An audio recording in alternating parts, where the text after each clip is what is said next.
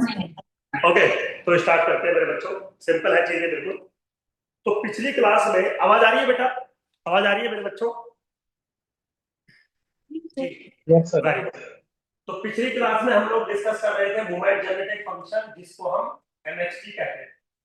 तो ज्यादा समय ना होने की वजह से मैंने कुछ कुछ बातें रोक ली आपको बताने के लिए, क्योंकि समय कम है तो ज्यादा डीप में जाने की जरूरत नहीं है किसी एक टॉपिक को लेकर, क्योंकि बहुत सारे टॉपिक हैं।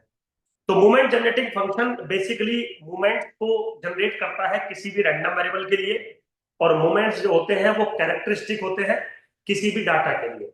अब जैसा मूवमेंट जनरेटिंग फंक्शन होता है, ऐसा ही हमारी बॉडी में डीएनए होता है जो हमारे कैरेक्टरिस्टिक को प्रोड्यूस करता है। तो आप अगर कभी जीवन में देखें कि कोई इंसान कुछ बिहेवियर कर रहा है, वो अच्छा बिहेवियर कर रहा है, वो बुरा बिहेवियर कर रहा है, तो एक्चुअली में वो नहीं करता कभी भी। उसके अंदर का जो डीएनए है वो उस बिहेवियर को करवाता है, क्योंकि जो कैरेक्टरिस्टिक प्रोड्यूस होती है ह्यूमन बॉडी का, वो उसके डीएनए के थ्रू होती है। सेम चीज मेरे बच्चों, जो भी रैंडम वेरिएबल का कैरेक्टरिस्टिक जो प्रोड्यूस होता है वो मूवमेंट जनरेटिंग फंक्शन से प्रोड्यूस होता है।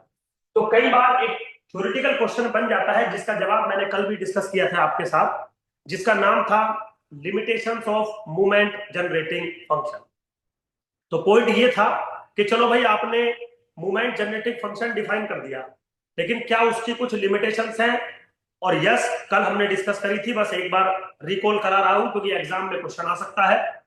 सबसे पहले लिमिटेशंस थी कि मूवमेंट जनरेटिंग फंक्शन खुद में एग्जिस्ट करे ऐसा जरूरी नहीं है। क्यों? क्योंकि movement generating function is nothing but expectation of something, और एक्सपेक्टेशन ऑफ समथिंग एग्जिस्ट करे हमेशा ये जरूरी नहीं है। तो मूवमेंट जेनेटिक फंक्शन मे और मे नॉट एग्जिस्ट। उसके बाद आता है कि मान लीजिए suppose movement generating function exist कर रहा है, तो क्या जरूरी है कि अगर मूवमेंट जनरेटिंग फंक्शन एग्जिस्ट कर रहा है तो वो मूवमेंट्स को जनरेट ही कर देगा? नहीं, ऐसा जरूरी नहीं है। क्योंकि मूवमेंट जनरेटिंग फंक्शन से मूवमेंट्स को जनरेट करने के लिए दो बातों में से एक होना मैंडेटरी है, या तो वो एक्सपेंडेबल हो और या तो वो डिफरेंशिएबल हो। अगर ये दोनों बातें में से कोई भी एक है तो काम हो जाएगा, अदरवाइज नहीं। फिर एक बात चली थी कि क्या ऐसा हो सकता है, या ऐसा हो सकता है कि मूवमेंट जनरेटिंग फंक्शन कुछ मूवमेंट्स को तो जनरेट कर दे बट सारे मूवमेंट्स को जनरेट ना कर पाए। वो एग्जांपल भी हमने पिछली क्लास में ले लिया था कि सपोज मेरा मूवमेंट जनरेटिंग फंक्शन एक्सपेंडेबल नहीं है बट डिफरेंशिएबल है 4 टाइम्स, 5 टाइम्स डिफरेंशिएबल नहीं है। तो 4 टाइम्स अगर डिफरेंशिएबल है तो 5 मूवमेंट्स जनरेट हो जाएंगे, सॉरी 4 मूवमेंट्स जनरेट हो जाएंगे, बट 5th मूवमेंट जनरेट नहीं होगा।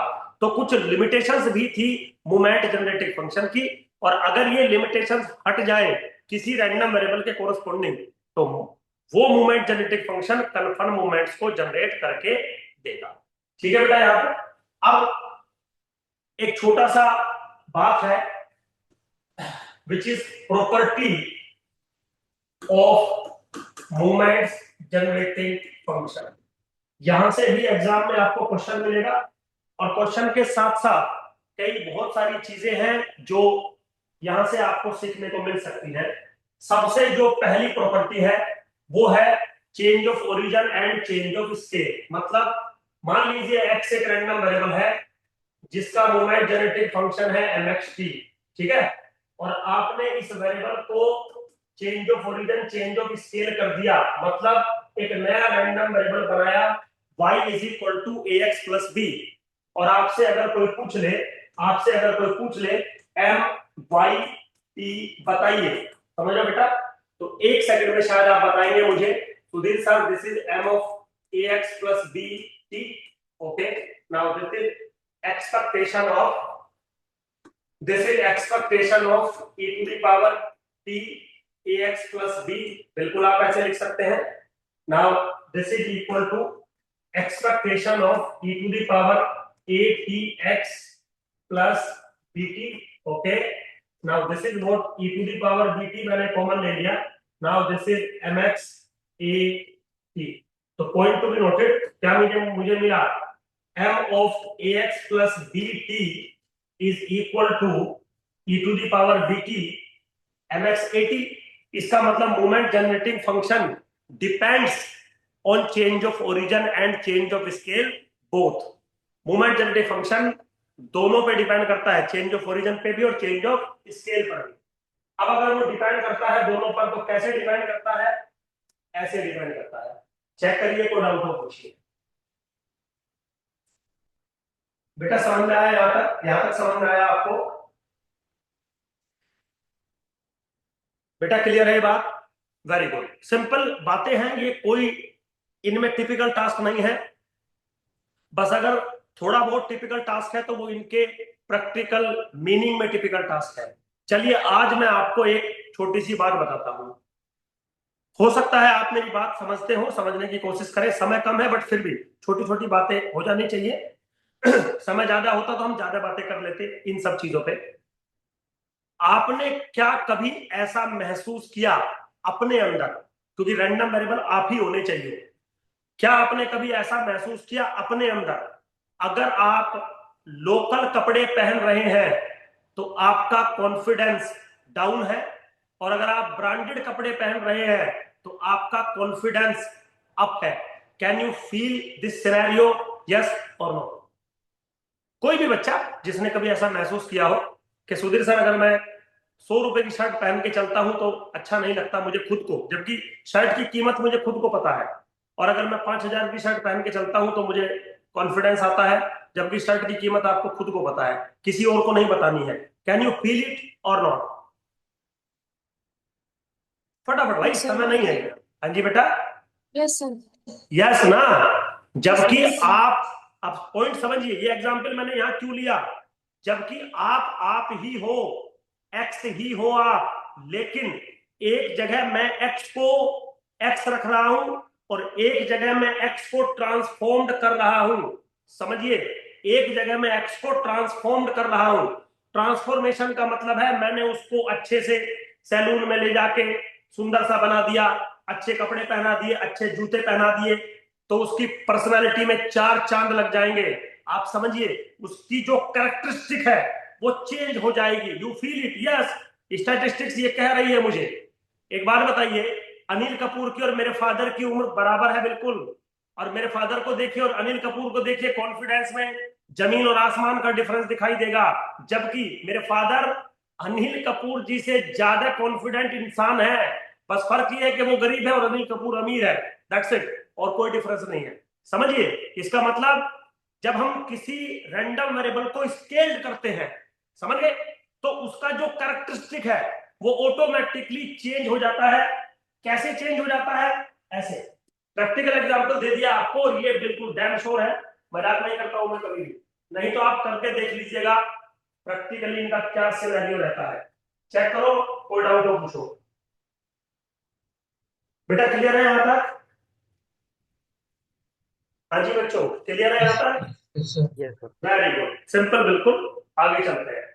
सेकंड प्रॉपर्टी है, and the most important property क्या है, कि अगर आपके पास दो रैंडम वेरिएबल है x and y, suppose for example, इसका मोमेंट जनरेटिंग फंक्शन है mxt और इसका मोमेंट जनरेटिंग फंक्शन है myt, तो वो ये कहता है कि if x and y are independent, x and y are independent, then confirm mx plus yt is equal to mxt into myt, but converse is not true. This is the most important property of the moment generating function. Actually ये moment generating function के लिए most important नहीं है, ये statistics के लिए most important है। एक एग्जांपल देके समझाता हूं। सबसे पहले ये बात बताइए, ये जो लिखा है ऑब्वियसली आपने ये पढ़ा होगा, तो सुधीर सर ने इसमें तीर नहीं मारा है, बस इतना पढ़ सकते हैं आप ज्यादा से ज्यादा कि इसका कन्वर्स ट्रू नहीं होता। बेटा कभी ये चीजें पढ़ी है आपने? बिल्कुल पढ़ी है। आज मैं इस चीज का एक प्रैक्टिकल एप्लीकेशन आपके साथ डिस्कस करना चाहूंगा। एक एग्जांपल लूंगा सिर्फ 2 या 3 मिनट का, ज्यादा बड़ा एग्जांपल इसमें नहीं लेना चाहता हूं क्योंकि समय की प्रॉब्लम है। मेरा एक सवाल है, और देखिए बच्चों, मेरा जो सब्जेक्ट है वो सब्जेक्ट है वी एनालाइज द डाटा, समझ गए ना। और डाटा कोई भी हो सकता है, कोई भी बात हो सकती है। Sir I can not able to understand Hindi, बेटा ये तो मुझे आइडिया नहीं है। आप, मैं हिंदी ही बोलूंगा बेटा, आप रिक्वेस्ट है मेरी हाथ जोड़ के, मैं हिंदी ही बोलूंगा, क्योंकि मैं जैसे बोलूंगा मैं ऐसे ही बोलूंगा, मैं दूसरों के जैसे वो चेंज नहीं कर सकता अपने आप को। मेरे पास इंग्लिश का कोई बैच नहीं होता। सॉरी फॉर दैट भाई, इंग्लिश में बोल दो कोई इसी बात को, sorry for that, I don't have English batch, समझ गए। थोड़ा सा चलिए कोई बात नहीं, ऐसा मतलब मैं मजबूर हूँ बेटा, मैं, हाँ okay sir, thanks, very good मेरे बच्चे, आपने समझा मुझे, थैंक यू बेटा, क्योंकि मैं नहीं अपने आप को चेंज कर सकता, वो थोड़ा प्रॉब्लम है मेरे साथ। चलिए कोई बात नहीं भाई, बाकी बच्चों को तो आ रहा है ना समझ में, जो हिंदी से है बेटा, आपको तो समझ में आ रहा है ना सब कुछ। यस हाँ सर, तो मैं, नो प्रॉब्लम। है ना बेटा, देखो यस सर। मैं एक दो बच्चे के लिए बेटा अपने आप को चेंज नहीं कर सकता, थोड़ा सा मेरे साथ प्रॉब्लम है, हाथ जोड़ रहा हूँ आप लोगों के सामने, बट थैंक यू कोई सर। बात नहीं, है ना। धीरे धीरे मैं भी इंग्लिश सीख जाऊंगा, नहीं तो अगले जन्म में इंग्लिश पढ़ के आऊंगा। Okay okay. चलिए मजाक कर रहा था, okay come to the point. तो बात ये थी कि वी एनालाइज द डाटा। तो मैं कह रहा हूं कि चलो ये फॉर्मूले हमने पढ़ लिए, एग्जाम में भी इसी फॉर्मेट में क्वेश्चन आएगा, मैं लिख दूंगा, लेकिन क्या आपको इस बात का मतलब पता है? पहले बात का मतलब समझाता हूं आपको। वो ये कह रहा है कि अगर मान लो आपके पास दो रैंडम वेरिएबल है एक्स और वाई, एक का कैरेक्टरिस्टिक है एमएक्सटी, एक का कैरेक्टरिस्टिक है एम वाई टी, हो गया। अब वो ये कह रहा है कि अगर मैं इन दोनों रैंडम वेरिएबल को सम कर दूं, समझ गए, तो सम करने के बाद जो नया रैंडम वेरिएबल बनेगा, क्या आप उसका कैरेक्टरिस्टिक पहचान सकते हैं? और अगर पहचान सकते हैं तो बताइए कैसे पहचानेंगे।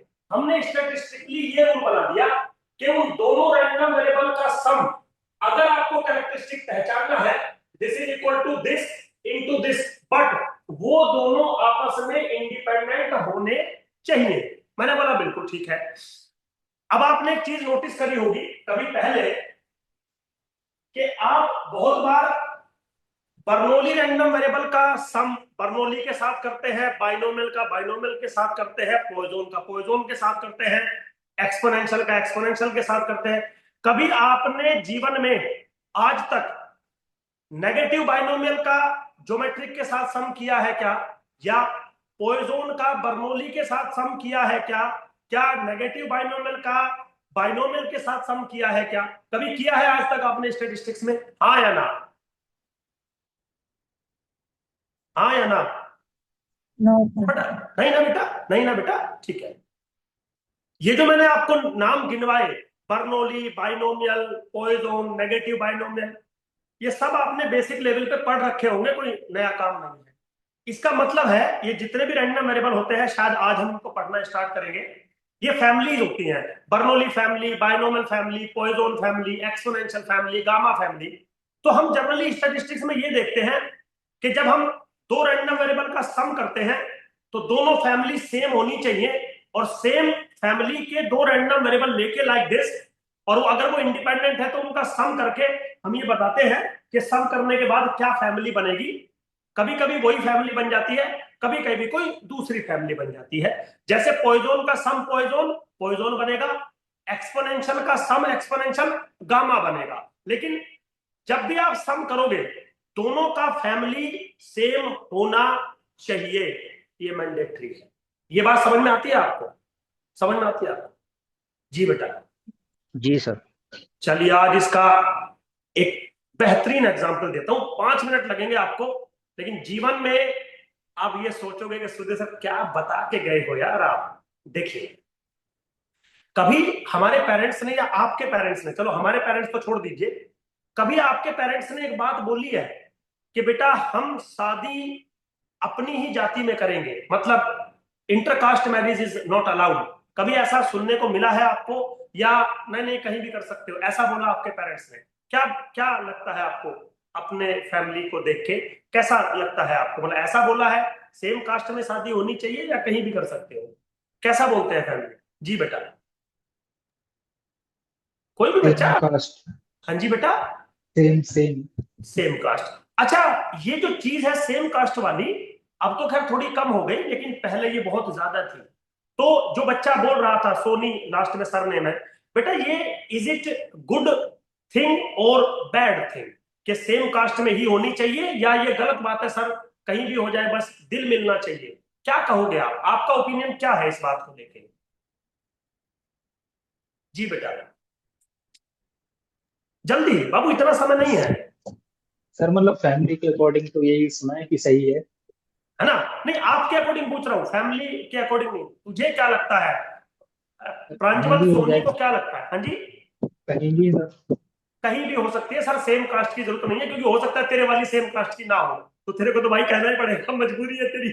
चलिए, अब मैं बता देता हूँ बच्चों, ये बात मैंने ये एग्जाम्पल क्यों लिया, समझा देता हूं आज आपको। जो हमारे पूर्वजों ने 100 200 500 1000 साल पहले, कौन है भाई, कहीं भी हो दिल मिलना चाहिए, ना ना बाबू। ना ना ना मेरे बच्चे, बट अच्छा लिखा तूने, गुड। मनोरंजन भी जरूरी है क्लास में। अब साइंटिफिकली सीरियसली आ जाते हैं। कहीं भी हमारे हजारों सालों से हमारे पूर्वज अगर ये बात कहते हुए आ रहे हैं, तो ये बिल्कुल सही बात है, डिनाई नहीं कर सकते। मैं आज इसको साइंटिफिकली प्रूफ कर देता हूं। एक्चुअली क्या होता है, हर एक कास्ट का एक अपना कैरेक्टरिस्टिक होता है। मैं कोई ऊंची जाति या नीची जाति पे कमेंट नहीं कर रहा हूं, बट हर एक कास्ट का अपना एक कैरेक्टरिस्टिक होता है, ये सब समझेंगे। समझ गए? कोई ठाकुर है, राजपूत है, बनिया है, ब्राह्मण है, कोई कुछ भी है, वो उसका एक अपना एक कैरेक्टरिस्टिक होता है, जिसको हम डीएनए कहते हैं। जो एमएसटी होता है मेरे वाला, ऑब्वियसली बात है। आज तक आपने क्या पढ़ा है? अगर कोई सेम कास्ट का एलिमेंट है, सेम कास्ट का एलिमेंट है, जब उनका सम करोगे, तो सम करने के बाद वो उसी कैरेक्टरिस्टिक को लेके पैदा होगा। अगर आप एक कास्ट की शादी दूसरे के साथ कर दोगे, सपोज आपने जाट की शादी किसी पंडित के घर में कर दी, सपोज फॉर एग्जांपल, भाई मेरी बात को कोई अदरवाइज ना ले, मेरा काम सिर्फ पढ़ाने का है। तो जाटों की फैमिली का कैरेक्टरिस्टिक अलग होता है, पंडितों की फैमिली का कैरेक्टरिस्टिक अलग होता है। जब आप सम करोगे, तो सम करने के बाद जो एलिमेंट बनेगा, you never identify the characteristic of that random variable X plus Y, never. That's why parents ये कहते हैं, sir could you please explain why we multiply. बेटा नहीं समझ में आया बेटा, थोड़ा बोल के पूछ लो, क्या पूछना चाह रहे थे? क्या पूछना चाह रहे थे? कोई बच्चा कुछ कह रहा था। हाँ जी। Sir would you please explain why we multiply the individually when the random variables are. हाँ, ये मैं प्रूफ कर सकता हूँ, ठीक है, ये सिंपल है। तो जो अभी करता हूँ बेटा, एक सेकंड दे दे मुझे। तो बेटा ये बात समझ में आई आपको कि क्यों हमें इतना फोर्स किया गया कि सेम कास्ट होनी चाहिए बाय द सेम रूल? क्योंकि अगर ये एक फैमिली को बिलोंग करता है, ये उसी फैमिली को बिलोंग करता है, तो जब सम करोगे by this rule when X and Y are independent, ये प्रूफ करूंगा मैं, अभी किसी बच्चे ने पूछा है, तो जो फैमिली बनेगी वो वही फैमिली बनेगी। अगर एक्स की फैमिली कोई और है, वाई की फैमिली कोई और है, तो क्या फैमिली बनेगी एक्स प्लस वाई की, हम आइडेंटिफाई नहीं कर सकते। तो नहीं कर सकते, तो जो एक्स प्लस वाई करके जो मिलेगा, आप उसको कैसे बताओगे कि इस बच्चे के अंदर ये कैरेक्टरिस्टिक होगी? Never identify. मतलब ये साइंटिफिक है। हो सकता है तुम्हें समझ में ना आया हो, लेकिन थोड़ा दिमाग पे जोर डालिएगा। हो सकता है हमारे पूर्वजों को ये साइंटिफिक तरीके ना पता हो, लेकिन जो उन्होंने बात कही थी वो बिल्कुल सॉलिड कही थी। यही प्रॉब्लम फेस होती है। ठीक है बेटा, चलिए। आपको बच्चा कह रहा है सर ये ऐसा क्यों हुआ, वो समझा देता हूँ, देखिए मेरे। अगर एक्स और वाई इंडिपेंडेंट है, तो कुछ इसके रूल है मेरे पास। अगर रूल है तो बात करते हैं। सबसे पहले मुझे निकालना था M of X plus Y T. Suppose for example, by the definition, this is expectation of e to the power t x plus y. Okay, now this is equal to expectation of e to the power tx into e to the power ty. अब क्योंकि x और y independent है, तो मैंने पिछली class में एक rule बताया था, function of x into function of y बराबर किसके हो जाएगा? Expectation of e to the power tx into expectation of e to the power ty. Now this is what mxt into this is what myt. चलिए जी बेटा, यही सवाल था आपका, बी साई कुमार बाबू, यही सवाल था आपका? यही सवाल था या कुछ और सवाल था? यस सर, बात खत्म। चलिए, कोई डाउट हो पूछिए बेटा। लिटिल बिट मेरी बात से एग्री करते हो या नहीं? जो अभी मैंने बोली, एग्री करते हो मेरी बात से कि नहीं? चलो, किसी ने थंब दे दिया, मतलब एग्री करते हो। और जो नहीं भी करते, तो मुझे कोई ऐसा दिक्कत नहीं है, आप जो मर्जी करो, मेरा फर्ज है आपको समझाना, मैंने समझाया, बात खत्म। अब अगली प्रॉपर्टी पे काम करते हैं, मोस्ट इंपोर्टेंट प्रॉपर्टी है विच इज कॉल्ड आइडेंटिकलनेस। आइडेंटिकलनेस, है ना? आइडेंटिकलनेस, याद करो मैंने कल शायद एक एग्जांपल लिया था, और एग्जांपल मैं कभी भी मजाक में नहीं लेता हूं, वो सीरियस एग्जांपल होते हैं मेरे। कल मैंने एक एग्जांपल लिया था कि मैं गांव में बहुत कम रहा हूं, और मैं अगर अभी भी जाता हूं तो गांव में वो लोग जिनको मैं जानता भी नहीं, वो मुझे देखते ही पहचान लेते हैं कि तू उसका भाई है या तू उसका बेटा है। जबकि मेरी बॉडी स्ट्रक्चर, मेरा फेस मेरे फादर और मेरे ब्रदर से बिल्कुल नहीं मिलता है। मैं जितना बदसूरत हूं, मेरे फादर और मेरे ब्रदर उतने ही स्मार्ट हैं। मतलब मेरे मेरे ब्रदर एकदम धर्मेंद्र टाइप लगते हैं, और पापा तो मतलब पूछो ही मत, मैं उतना ही बदसूरत लगता हूं। लेकिन फिर भी लोग मुझे देखते ही पहचान लेते हैं कि तू उस फैमिली से बिलोंग करता है। Now this is so called identicalness. और आइडेंटिकल का मतलब कल समझाया था। तो जो आइडेंटिकलनेस होती है वो यूनिकनेस को रिप्रेजेंट करती है, और इन स्टैटिस्टिक्स सिर्फ और सिर्फ एमएक्सटी के अंदर ये पाई जाती है। जैसे ह्यूमन बॉडी के अंदर सिर्फ डीएनए आइडेंटिकलनेस को रिप्रेजेंट करता है, बाकी दुनिया की कोई चीज आइडेंटिकलनेस को रिप्रेजेंट नहीं करती। दैट्स व्हाई मैंने बोला था ह्यूमन बॉडी के अंदर डीएनए और रैंडम वेरिएबल के कोरस्पॉन्डिंग एमएक्सटी सेम बात है। और उसका मतलब क्या है? उसका मतलब ये है, अगर दो रैंडम वेरिएबल का डीएनए बराबर है, मतलब दो रैंडम वेरिएबल का एमएक्सटी बराबर है, तो confirm if and only if x and y are identical। क्या है? आइडेंटिकल। समझिए, टू वे इंप्लीकेशन है। इसका मतलब अगर दो ह्यूमन बॉडीज आइडेंटिकल हैं, उनकी स्टैटिस्टिकल कैरेक्टरिस्टिक आपको सेम लग रही है, तो दोनों सेम फैमिली से बिलोंग करते हैं। और अगर दो सेम फैमिली से बिलोंग करते हैं, चाहे बाप बेटा हो, चाहे बाप और भाई हो, डजंट मैटर, सेम फैमिली से बिलोंग करते हैं, तो उनका डीएनए कंफर्म सेम होगा। बायोलॉजी थोड़ी बहुत पढ़ी होगी तो मेरी बात समझ में आ रही होगी आपको। तो वही चीज हम रैंडम वेरिएबल में लेके आते हैं। अगर दो रैंडम वेरिएबल का एमएक्सटी बराबर है, दे आर आइडेंटिकल, मतलब they belong to the same family, and if they belong to the same family the corresponding MXT must be same. बोलिए बेटा, समझ में आया कि नहीं आया? हाँ जी,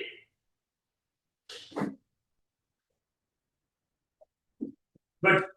चलो आगे, क्लियर हो गया यहां तक? Yes sir. Very good. अब देखिए मेरे बच्चों, यहां तक का मेरा टॉपिक खत्म।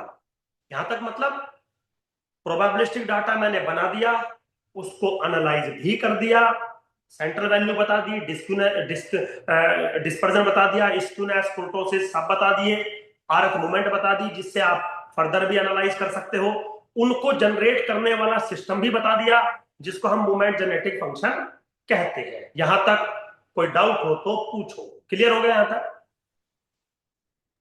क्लियर हो गया मेरे बच्चों? Very good.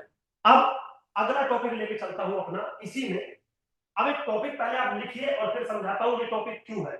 टॉपिक का नाम है सम स्टैंडर्ड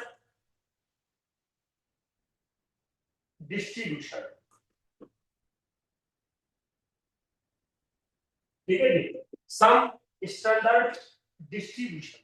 ठीक है, अब ये टॉपिक क्यों है पहले वो समझिए।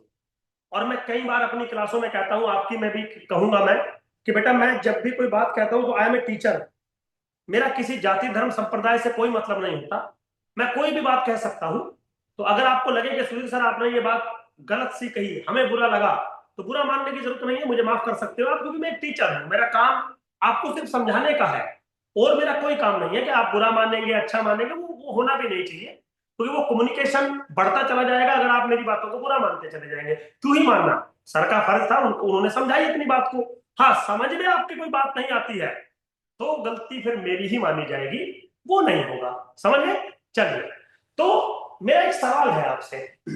जैसे मैं ये कह रहा था कि एक रैंडम वेरिएबल एक फैमिली को रिप्रेजेंट करता है, एक रैंडम वेरिएबल एक ह्यूमन बॉडी को रिप्रेजेंट करता है, और अलग अलग फैमिली का डीएनए अलग अलग होता है, और उन्हीं के बेसिस पर उनका कैरेक्टरिस्टिक पहचाना जाता है। यही असली स्टैटिस्टिक्स है।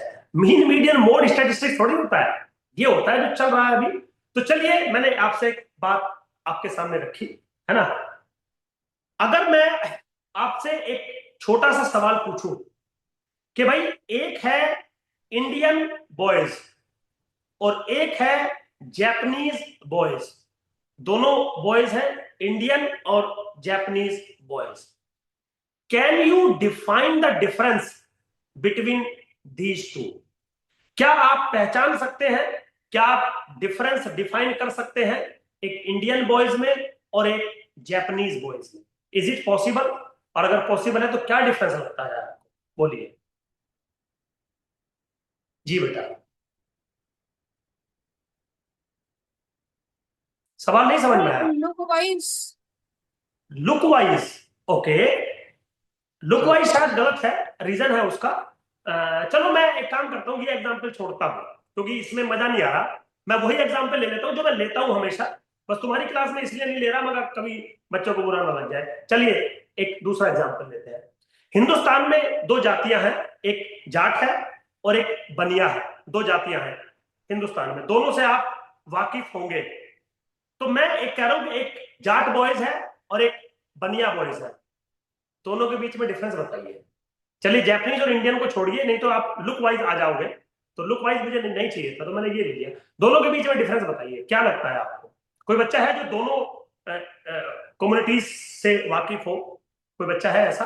क्या डिफरेंस आपको लगता है, क्या बताओगे आप? जी बेटा। सर बनिए लालची होते। बनिए लालची होते हैं, वेरी गुड मेरे बच्चे। सबसे पहले तो थैंक यू आपका, आपने बोला, क्योंकि मुझे बोलने वाले बच्चे चाहिए, बाकी नहीं चाहिए। और कोई और बेटा जाटों के बारे में कुछ बता दो, चलो बनिए के बारे में एक बात होगी, और कुछ बताओ। बॉडी लैंग्वेज का तो थोड़ा डिफरेंस हो बॉडी सकता है। Language, body language very good, बहुत बढ़िया, कोई दिक्कत नहीं, सब बढ़िया चल रहा है। अच्छा एक बात बताइए, आपने कुछ कुछ कैरेक्टरिस्टिक मुझे बताई, आपने मतलब आपका कहना है कि सुधीर सर एक तो जाट गुस्से वाले होते हैं, उनका बॉडी बहुत स्ट्रांग होता है, बिल्कुल ठीक है। और बहुत सारी कैरेक्टरिस्टिक बताई जाटों में। एक और बात है, क्योंकि मैं खुद जाट हूं तो मैं बता देता हूं, हम लोग थोड़े दिमाग से पैदल होते हैं। दिमाग से पैदल मतलब हम मूर्ख खोखी कैटेगरी में आते हैं। अगर हमारे दिमाग में कोई बात आ गई तो हम नफा नुकसान नहीं देखते, हम ये नहीं देखते कि इसमें हमारा कितना नुकसान है, हम वही काम करेंगे जो हमें करना है, बस एक बार दिमाग में आ जाए। अब बनिए की तरफ चलते हैं। बॉडी वाइज उतने फिट नहीं होते, 24 घंटे उनके दिमाग में पैसा रहता है, अगर पैसा मिलता हो उनको तो वो अपने सारे डिसीजन 1 मिनट में चेंज कर देते हैं। इज इट ट्रू और नॉट? इज इट ट्रू और not? Yes sir. Yes done? Sir. Sir मैं किसी की बुराई या क्रिटिसाइज नहीं कर रहा हूं। तो कल को कोई अगर आपसे अचानक से ये कहे कि भाई ये इंसान बनिया है, तो तुरंत आपके दिमाग में उसकी सारी कैरेक्टरिस्टिक आ जाएंगी। और कोई आपको ये कहे ये सामने वाला आदमी बंदा जाट है, तो तुरंत आपके दिमाग में उसकी सारी कैरेक्टरिस्टिक सामने आ जाएंगी। इज इट करेक्ट और नॉट? जी सर। Yes sir. तो बाबू एक बात बताओ, ये कैरेक्टरिस्टिक आपको बताई किसने? मतलब जिस आदमी को आप जानते भी नहीं, समझिए मैं जाट हूं, मुझे आप जानते भी नहीं, अब जैसे ही मैंने जाट बोल दिया ना कि मैं हूं, तो बहुतों के तो दिमाग में आ गया होगा सुधीर सर आप पढ़े लिखे। थोड़ा डाउट हो गया भाई आज हमें क्योंकि जाट पढ़े लिखे नहीं होते।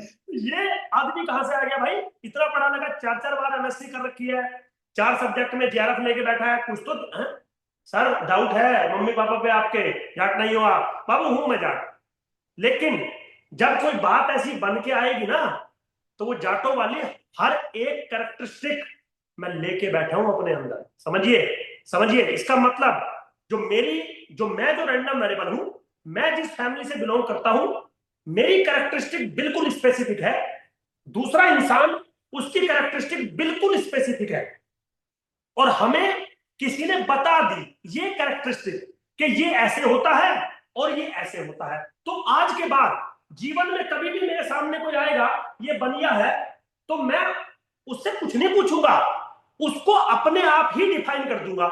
ये जाट है, मैं उससे कुछ नहीं पूछूंगा, उसको मैं अपने आप ही डिफाइन कर दूंगा। तो अपने आप डिफाइन करना इज माई थ्योरी। अब गौर से समझिए, जाट भी एक रैंडम वेरिएबल है, बनिया भी एक रैंडम वेरिएबल है। ह्यूमन बॉडी, आपने इसको भी कैरेक्टराइज करके रखा हुआ है, एनालाइज करके रखा हुआ है, इसको भी कैरेक्टराइज करके रखा हुआ है, एनालाइज करके रखा हुआ है। इसका मतलब बहुत सारे ऐसे रैंडम वेरिएबल हैं जो हमने एनालाइज करके ऑलरेडी रखे हुए हैं। They are called standard random variable या they are called standard distribution. तो आज मैं उनको आपको पढ़ा दूंगा। ठीक, किसी ने जाटों के बारे में आपको कुछ बता दिया, बनियों के बारे में कुछ बता दिया, और वो आपके दिमाग में सेट हो गया, तो कल को कोई भी जाट मिला ये तो ऐसा है, कोई बनिया मिला ये तो ऐसा है, और ये दुनिया का रूल है। तो जैसे हमने जाट और बनियों के बारे में सब कुछ एनालाइजेशन पढ़ रखा है, सुन रखा है, अब ऐसा नहीं कि गलत पढ़ रखा है, वो है, तभी तो किसी ने एनालाइज करके हमें बताया। तो आज हम ऐसे ही जितने भी रैंडम वेरिएबल हो सकते हैं उन सबको एनालाइज करके आपको दे दूंगा।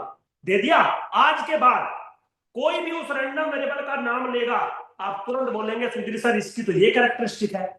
समझ में आया मेरे टॉपिक का मतलब? आज आपको बाबू समझ में आया मेरे टॉपिक का मतलब? Yes sir. समझिए, ये टॉपिक Yes. जो हम पढ़ रहे हैं ये खाली पढ़ने के लिए नहीं पढ़ रहे हैं, इनको एनालाइज करिए कि ह्यूमन बिहेवियर में ये कैसे काम करते हैं। पहली क्लास में बोला था random variable is a human body, है ही नहीं और कुछ भी। अब तुम जो मर्जी पढ़ते रहो मैथमेटिकली, मैं कुछ मना थोड़ी कर रहा हूं, लेकिन वही है ये। तो आज मैं एक स्पेसिफिक रैंडम वेरिएबल को पढ़ाने जा रहा हूं। कौन अच्छा है कौन बुरा, बनिए अच्छे के जाट अच्छे, कौन अच्छा, इससे मुझे मतलब नहीं है, वो मेरा काम नहीं है। मैंने तो बात बोली और ये बिल्कुल डैम श्योर है सर, बिल्कुल ठीक कह रहे हो। जो बनियों के घर में पैदा होगा उसका बिहेवियर बनिया टाइप ही होगा। बनिया टाइप मतलब क्या? क्या मतलब सर? उनका एक अलग कैरेक्टरिस्टिक होता है, वो बिजनेसमैन होते हैं, उनको प्रॉफिट और लॉस समझ में आता है। जाट बिजनेसमैन नहीं होते, उनको अपना दिल समझ में आता है, जो हमने चाहा वो होगा, चाहे बर्बाद हो जाए दुनिया, हमें कोई मतलब नहीं। तो अपना अपना कैरेक्टरिस्टिक है, तुम जो मर्जी, कैरेक्टरिस्टिक अच्छा है कि बुरा वो मेरा काम नहीं। तो चलिए मेरे बच्चों शुरुआत करते हैं सम स्टैंडर्ड डिस्ट्रीब्यूशन। तो सबसे पहले हम शुरुआत करेंगे डिस्क्रीट फैमिली की। किसकी बात करेंगे? Discrete family. डिस्क्रीट फैमिली समझ गए? क्योंकि रैंडम वेरिएबल मेरे पास दो टाइप के होते हैं, डिस्क्रीट फैमिली और कंटिन्यूअस फैमिली। समझ गए? जो मिक्स फैमिली होते हैं उनको पढ़ा नहीं जा सकता, क्योंकि वो होते नहीं है, वो बनाए जाते हैं। वो भी मैं बनाना सिखाऊंगा आपको। अब इसको आप ऐसे समझिए, जैसे दुनिया में दो धर्म ले लीजिए आप, एक हिंदूज और एक मुस्लिम। ऐसे किसी जाति धर्म संप्रदाय से मतलब नहीं है मेरा, मेरा काम है आपको पढ़ाना। तो हिंदूज मान लीजिए डिस्क्रीट फैमिली और मुस्लिम्स मान लीजिए कंटिन्यूअस फैमिली। अब मैं ये कह रहा था, क्या हिंदूज जो हैं उनमें सिर्फ एक ही टाइप के लोग होते हैं क्या? नहीं, बहुत सारे होते होंगे ना, जैसे जाट, गुज्जर, ठाकुर, राजपूत, दलित, फुलाना ढिमकाना। ऐसे ही डिस्क्रीट में भी बहुत सारे मेंबर होते हैं। आर यू विद मी और नॉट? बात समझ में आई कि नहीं आई? जी बेटा फटाफट। हाँ, यस सर। समझ गए? ऐसे ऐसे मतलब ये सिर्फ सारा खेल समझाने के लिए हो रहा है, ताकि रटो ना आप चीजों को। तो हम एक फैमिली के पास चले गए, डिस्क्रीट फैमिली के पास। जैसे ही मैंने बोला डिस्क्रीट फैमिली, तुरंत आपके दिमाग में आया सुधीर सर जो रैंडम वेरिएबल होगा वो काउंटेबल वैल्यू लेगा, या तो काउंटेबली फाइनाइट या तो काउंटेबली इनफाइनाइट। ये आपके दिमाग में गया? यस, ये दिमाग में इसलिए गया क्योंकि पिछले 3 दिन से ये ही पढ़ा रहा हूं कि डिस्क्रीट उस फैमिली को कहते हैं जो काउंटेबल वैल्यू लेती है, आइदर काउंटेबली फाइनाइट और इनफाइनाइट, वो बाद में देखेंगे। तो आपके दिमाग में कम से कम इतना चला गया। अब मैं ये कह रहा था बच्चों, इस फैमिली का सबसे जो पहला मेंबर होता है वो होता है डीजेनरेट रैंडम वेरिएबल। ये सिर्फ नाम है, डीजेनरेट रैंडम वेरिएबल। भाई जब आप हिंदूज की फैमिली में चले गए तो वहां पे जो सब फैमिलीज हैं उनके नाम रखे हैं ना आपने, जाट, ठाकुर, राजपूत, दलित, फलाना ढिमकाना, सब रखे हैं आपने। तो मैंने पहली फैमिली का नाम रख दिया डीजेनरेट रैंडम वेरिएबल। तो मान लो ये कोई फैमिली है, तो अब इसको मैं कैरेक्टरिस्टिक दूंगा ना, कैरेक्टरिस्टिक बताऊंगा ना मेरे बच्चों। कैरेक्टरिस्टिक इस बात पर डिपेंड करती है कि ये फैमिली बनाई कैसे गई है, ये फैमिली बनाई कैसे गई है। तो फिर बनाएंगे ना हम पहले इस रैंडम वेरिएबल को, कैरेक्टरिस्टिक तो तभी इसके अंदर इंट्रोड्यूस होगी ना जिस तरीके से इसकी परवरिश करी होगी हमने। आप समझिए, बनियों की परवरिश उसी हिसाब से होती है, जाटों की परवरिश उसी हिसाब से होती है, तभी तो उनके अंदर कैरेक्टरिस्टिक आती है। बनिए के बच्चों को जब वो 5वीं क्लास में पढ़ रहा होता है तभी सिखा दिया जाता है, बेटा दुकान पे बैठो पैसा कमाओ। हमारे यहाँ नहीं सिखाया जाता, हमारे यहाँ सर फोड़ना सिखाया जाता है। कोई तुम्हें कह रहा है ईंट मारो इसके सिर में, डिफरेंस है, तो डिफरेंस है तो हम उसको देखना पड़ेगा हमें। तो जिस तरीके से रैंडम वेरिएबल बना उस तरीके से उसके अंदर कैरेक्टरिस्टिक प्रोड्यूस हो गई, समझ गए। तो सबसे पहले रैंडम वेरिएबल बना कैसे उसको देखते हैं, 1 सेकंड का काम है। रैंडम वेरिएबल होता क्या था सर? रैंडम वेरिएबल एक फंक्शन होता था जिसका डोमेन है सैंपल स्पेस और जिसका कोडोमेन है रियल नंबर। तो मैंने बोला अगर मैं इसके ऊपर एक कांस्टेंट फंक्शन डिफाइन कर दूं, कांस्टेंट फंक्शन क्या होता है? xw is equal to a for all w belongs to the sample space। सबसे पहले बताइए, जब रैंडम वेरिएबल की आप डेफिनेशन मुझे दे रहे थे, random variable is any function define on a sample space to real line, तो क्या आज मैं उस सैंपल स्पेस पर एक कांस्टेंट फंक्शन डिफाइन कर सकता हूं या नहीं? और अगर कांस्टेंट फंक्शन का मतलब जानना है तो पूछ लीजिए। कांस्टेंट फंक्शन उस फंक्शन को कहते हैं जिसकी रेंज में सिर्फ एक एलिमेंट होता है और वो डिफाइन होता है ऐसे। पढ़े होंगे जीवन में कांस्टेंट फंक्शन। तो सबसे पहला मेरा सवाल ये है, is this A proper random variable और नॉट?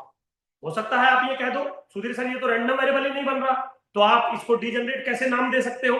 बिल्कुल पॉसिबल है। और अगर पॉसिबल है सर बिल्कुल आप ऐसा रैंडम वेरिएबल बना सकते हो, तो मैंने कह दिया कि मैं एक ऐसा रैंडम वेरिएबल बनाने जा रहा हूं जो सिर्फ एक वैल्यू लेगा और मैथमेटिकली उसको हम कांस्टेंट फंक्शन कहते हैं। समझ में आई बात या नहीं पहले ये बताइए। जी बेटा समझ में आया है ना? यस। वेरी गुड है। तो according to the previous discussion क्या लिखोगे आप? सुधीर सर रैंडम वेरिएबल की रेंज में सिर्फ एक एलिमेंट आएगा ए, या फिर आप एक काम कर लो ये कह दो कि x in the random variable will take value a। बिल्कुल ठीक है, लेकिन खाली रैंडम वेरिएबल से काम नहीं चलता, इसका प्रोबेबिलिटी बिहेवियर डिफाइन करना पड़ेगा। प्रोबेबिलिटी बिहेवियर यानी कि मास फंक्शन कहां डिफाइन हुआ करता था? रैंडम वेरिएबल की रेंज पर। याद करो पिछली क्लास को जिसमें डेंसिटी और मास फंक्शन पढ़ाए थे। तो अगर मैं इस पे कोई फंक्शन डिफाइन करूं तो कैसे करूंगा? Probability function defined as probability that x is equal to x is what 1 if x is equal to a and 0 otherwise। क्या ये function proper probability mass function की कंडीशन को सेटिस्फाई करता है? आंसर है यस। तो दोनों चीजें हो गई, रैंडम वेरिएबल की वैल्यू भी हो गई और उसका प्रोबेबिलिटी फंक्शन भी हो गया। तो बताइए एक रैंडम वेरिएबल बन गया या नहीं, एक फैमिली बन गई या नहीं? Yes sir. अब इस फैमिली का मुझे नाम रखना था और मैंने नाम रख दिया degenerate random variable generated at A. और कैसे डिनोट करते हैं इसको? x follow D A, that's it, x follow D A. बाबू समझ में आया आप लोगों को? हाँ जी, वेरी गुड वेरी गुड, है ना? देखिए समय कम है पर फिर भी बीच बीच में थोड़ा बातें करता रहता हूं। आपको पता है जब हजारों लाखों साल पहले इस पूरी दुनिया में, चलो दुनिया को मारो गोली, हिंदुस्तान को बात कर लेते हैं। हजारों साल पहले जब इस हिंदुस्तान में जाति प्रथा बनी होगी तो किसी आदमी ने बिल्कुल सोच समझ के बनाई होगी जातीय प्रथा। उनको पता था कि इंसान के ब्लड के अंदर एक ऐसी चीज होती है जिससे उसका कैरेक्टरिस्टिक डिफर करता है। फिर साइंटिस्टों ने उसकी खोज कर ली और उसका नाम डीएनए रख दिया। अदरवाइज समझिए हमारे राजाओं को पहले ही पता था, तो उन्होंने क्या किया, जो ताकतवर लोग थे, लड़ने वाले लोग थे, जिनको गुस्सा जल्दी आता था, उनको आर्मी में भेज दिया युद्ध करने के लिए। जो लोग दिमागी थे, उनको मंत्री बना दिया ताकि वो धन एकत्रित कर सके। कुछ लोगों को टीचिंग का बहुत शौक होता है, आपने देखा होगा हर टीचर जो पढ़ाता है वो टीचर बनने के लायक नहीं है, और कुछ ऐसे होते हैं जिनको लगता है कि सुधीर सर वाओ क्या मस्त कर रहा है ये आदमी। समझिए, मैं अपनी बात नहीं कर रहा, इन जनरल कोई बात कर रहा हूं। तो जिसको जो काम अच्छा लगने लगा, हजारों साल पहले उनको वो काम दे दिए गए, और बस ये कह दिया गया कि अगर बाप को इस काम में मन लगता है तो नीचे चले जाइए, बेटे को इसी काम में मन लगेगा, एंड यस डीएनए ट्रांसफर होता है और फैमिली का एमएक्सटी ट्रांसफर होता है। तो इस बेसिस पे सब कुछ बना। सेम बेसिस पे मैं आज बता रहा हूं कि एक रैंडम वेरिएबल अगर मैंने ऐसा बनाया वो डीजनरेट रैंडम वेरिएबल होगा। अब इसका कैरेक्टरिस्टिक क्या होगा वो मेरे से बात समझिए। और पता है आपको जाटों को गुस्सा क्यों आता है, ये लड़ते क्यों हैं, और बनियों को गुस्सा क्यों नहीं आता, ये क्यों नहीं लड़ते? क्योंकि लड़ने में आदमी का शरीर दिमाग दोनों खराब होते हैं, और लड़ने में शरीर और दिमाग अगर दोनों खराब हो जाएंगे तो आप काम नहीं कर पाओगे, हाइपर हो जाते हैं आप। मैं कई बार ये चीज फील करता हूं बच्चों, मैं खुद एक बिजनेसमैन टाइप इंसान हूं, लेकिन हूं तो डीएनए तो मेरा जाटो वाला है ना। कई बार मेरे साथ ऐसा हो जाता है, किसी बात को लेके मेरा झगड़ा हो जाता है, 2 दिन तक मैं हाइपर रहता हूं, जबकि मेरे जैसा समझदार आदमी इंसान हाइपर रहना ही नहीं चाहिए, और उस 2 दिन में लाखों रुपए का नुकसान मेरा हो जाता है। और बाद में तीसरे दिन बाद जब मेरी हाइपरनेस ठंडी होती है, अबे यार तू किस बात के लिए हाइपर था, बस इतनी सी है, पता लगा 5 लाख का नुकसान हो गया इस छोटी सी बात के लिए। अगर नहीं बनिया होता तो बिल्कुल हाइपर नहीं होता, वो 5 लाख रुपए मेरी पेटी में आ जाते। समझिए, बुरा मतलब कोई मैं किसी जाति धर्म संप्रदाय से रिलेटेड नहीं हूं, मैं बस अपनी बात बता रहा हूं। तो जितने भी रैंडम वेरिएबल बनाए उनके खुद के कैरेक्टरिस्टिक होते हैं, और वो इस बात पर डिपेंड करते हैं वो बने कैसे। तो पहले वाला मैंने बनाया, अब बनने में कोई दिक्कत आई हो तो आपको पूछो। सबसे पहले यहाँ पे बात करेंगे, क्या बनने में कोई दिक्कत आई? क्लियर हो गया मामला? यहां तक क्लियर है मेरे बच्चों? Yes, जी बेटा, वेरी गुड, है ना। अब एक चीज को समझिए, जब भी कोई ऐसी बात होती है तो वो उसकी नोटेशन स्पेसिफिक होती है। तो आज के बाद जैसे ही मैं ये लिखूंगा एक्स फॉलो डी ए, तो आप तुरंत समझ जाना कि सुधीर सर इस रैंडम वेरिएबल की बात कर रहे हैं। चलिए जी, अब बारी आती है इसको एनालाइज करने का। आपने ये कह तो दिया कि सुधीर सर हमने एक जाति बना दी जाट, तो अब उस जाट को एनालाइज भी तो कर लो। एनालाइज मतलब सबसे पहले सेंट्रल वैल्यू, दूसरा एमएक्सटी, तीसरा मोड, फोर्थ एमएक्सटी, और fifth additive property.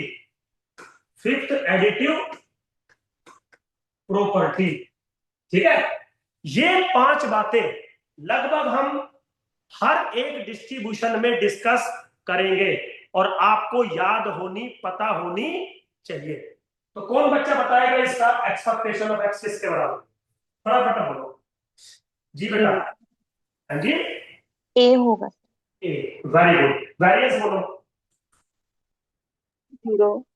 Very good. Mode बोलो। एमएसटी बोलो। Additive property. समझ गए? अब मैं फटाफट बोल देता हूं, आपसे नहीं बुलवा रहा। एक्सपेक्टेशन ऑफ एक्स ए हो गया, इसका कोई दिक्कत नहीं है क्योंकि वही वैल्यू ले रहा है। वेरिएंस आप चाहे कैलकुलेट कर लो, चाहे आप मेरी बात सुन लो, दोनों से 0 हो जाएगा। जब रैंडम वेरिएबल एक ही वैल्यू ले रहा है ए, तो उसके अंदर कोई वेरिएशन ही नहीं है, तो वेरिएशन का मेजरमेंट, डिस्पर्जन का मेजरमेंट क्या आएगा? 0 तो आएगा। सो वेरिएंस इज 0। आया ना? समझ में आई बात? यस सर, उसी वजह से 0 है।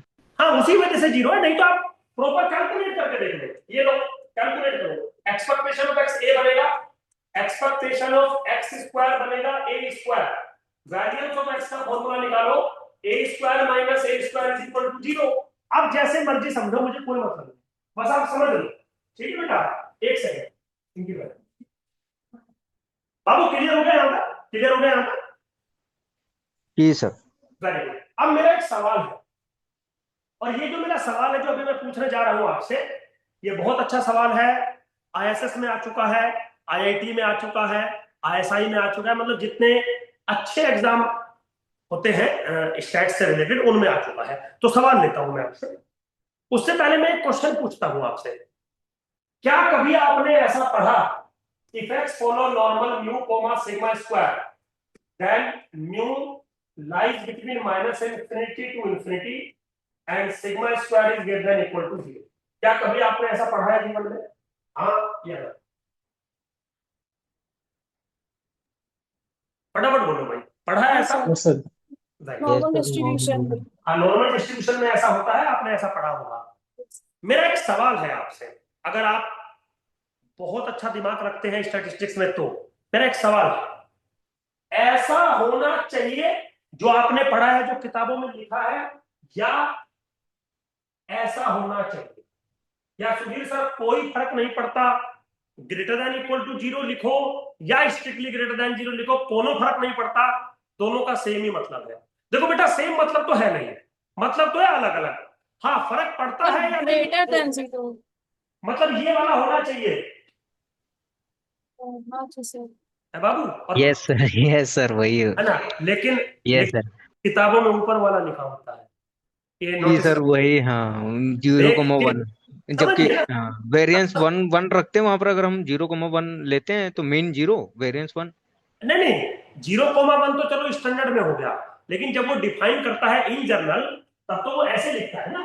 वो तो अगर आपने 1 ले लिया तो ऐसे 2 भी ले सकते हो, 3 भी ले सकते हो, लेकिन जब वो इन जनरल डिफाइन करेगा तो पैरामीट्रिक स्पेस वो ऐसा डिफाइन करता है, क्लोज इंटरवल। लेकिन मैं कह रहा हूं कि क्लोज इंटरवल नहीं होना चाहिए, हमेशा ओपन इंटरवल होना चाहिए। इसका मतलब ये नहीं कि वेरिएंस 0 नहीं हो सकता, वेरिएंस तो 0 हो सकता है, लेकिन नॉर्मल का नहीं हो सकता। अगर आपने यहां कह दिया कि X is a normal distribution, तो never be the variance 0, no, that's why strictly greater than 0। समझ में आई ये बात? मेरी बात समझ में आई है यस क्यों? सर, मतलब ये सर अभी तक मतलब उतना ये गलती था, वही तो मैं कह रहा हूँ कि अरे तो बुक में। मनोज बाबू, मेरे बच्चे, थोड़ा फर्क होता है ना, कौन तुम्हें पढ़ा रहा है, ये फर्क तो मानेगा कि नहीं मानेगा? यस सर, ये फर्क मानेगा कि नहीं मानेगा? बुक्स मतलब को तो मतलब आलू और भालू में फर्क होता है। चलिए, क्या यहाँ पे ये लॉजिक ठीक रहेगा? जैसे नॉर्मल डिस्ट्रीब्यूशन का हम पीडीएफ लिखते हैं 1/2 पाई सिग्मा वेरी गुड जी। अंडर रूट 2 पाई सिग्मा, तो हम्म, सिग्मा क्योंकि डिनोमिनेटर में है तो इसमें 0 नहीं नहीं उसको ले सकते हैं। नहीं नहीं नहीं, इसका भी मैं हम्म, लॉजिक दूंगा आपको, इसका भी मैं लॉजिक दूंगा एक्चुअली। फिर से वही आपने शायद पहली क्लास मेरी अगर सुनी होगी आपने या वीडियो देखी होगी, वहां पे मैं एक बात बोल रहा हूं कि सूरज पूरब में नहीं उगता, उस दिशा को पूरब कहते हैं जिसमें सूरज उगता है। उल्टी थी ये बात, समझ गए? अब यहां पे आइए, आप क्या कह रहे हैं सर, सिग्मा स्क्वायर नीचे है तो सिग्मा स्क्वायर 0 नहीं होना चाहिए। बाबू, सिग्मा स्क्वायर 0 नहीं था, तभी वो नीचे आया है। फर्क है, फर्क समझ में आया कि नहीं आया? समझ गए ना? ये फर्क है, ये फर्क है, ये और यही बस मेन है, और बाकी दुनिया में कुछ नहीं रखा। अब मैं लॉजिक देता हूं आपको, एक पहले आराम से सुनिए बेटा, एक सेकंड, एक सेकंड। हाँ बेटा, हाँ बाबू, हाँ बोलो, हिरिया भाई, बता बता। हेलो, आवाज आ रही है? एक एक सेकंड में बच्चों।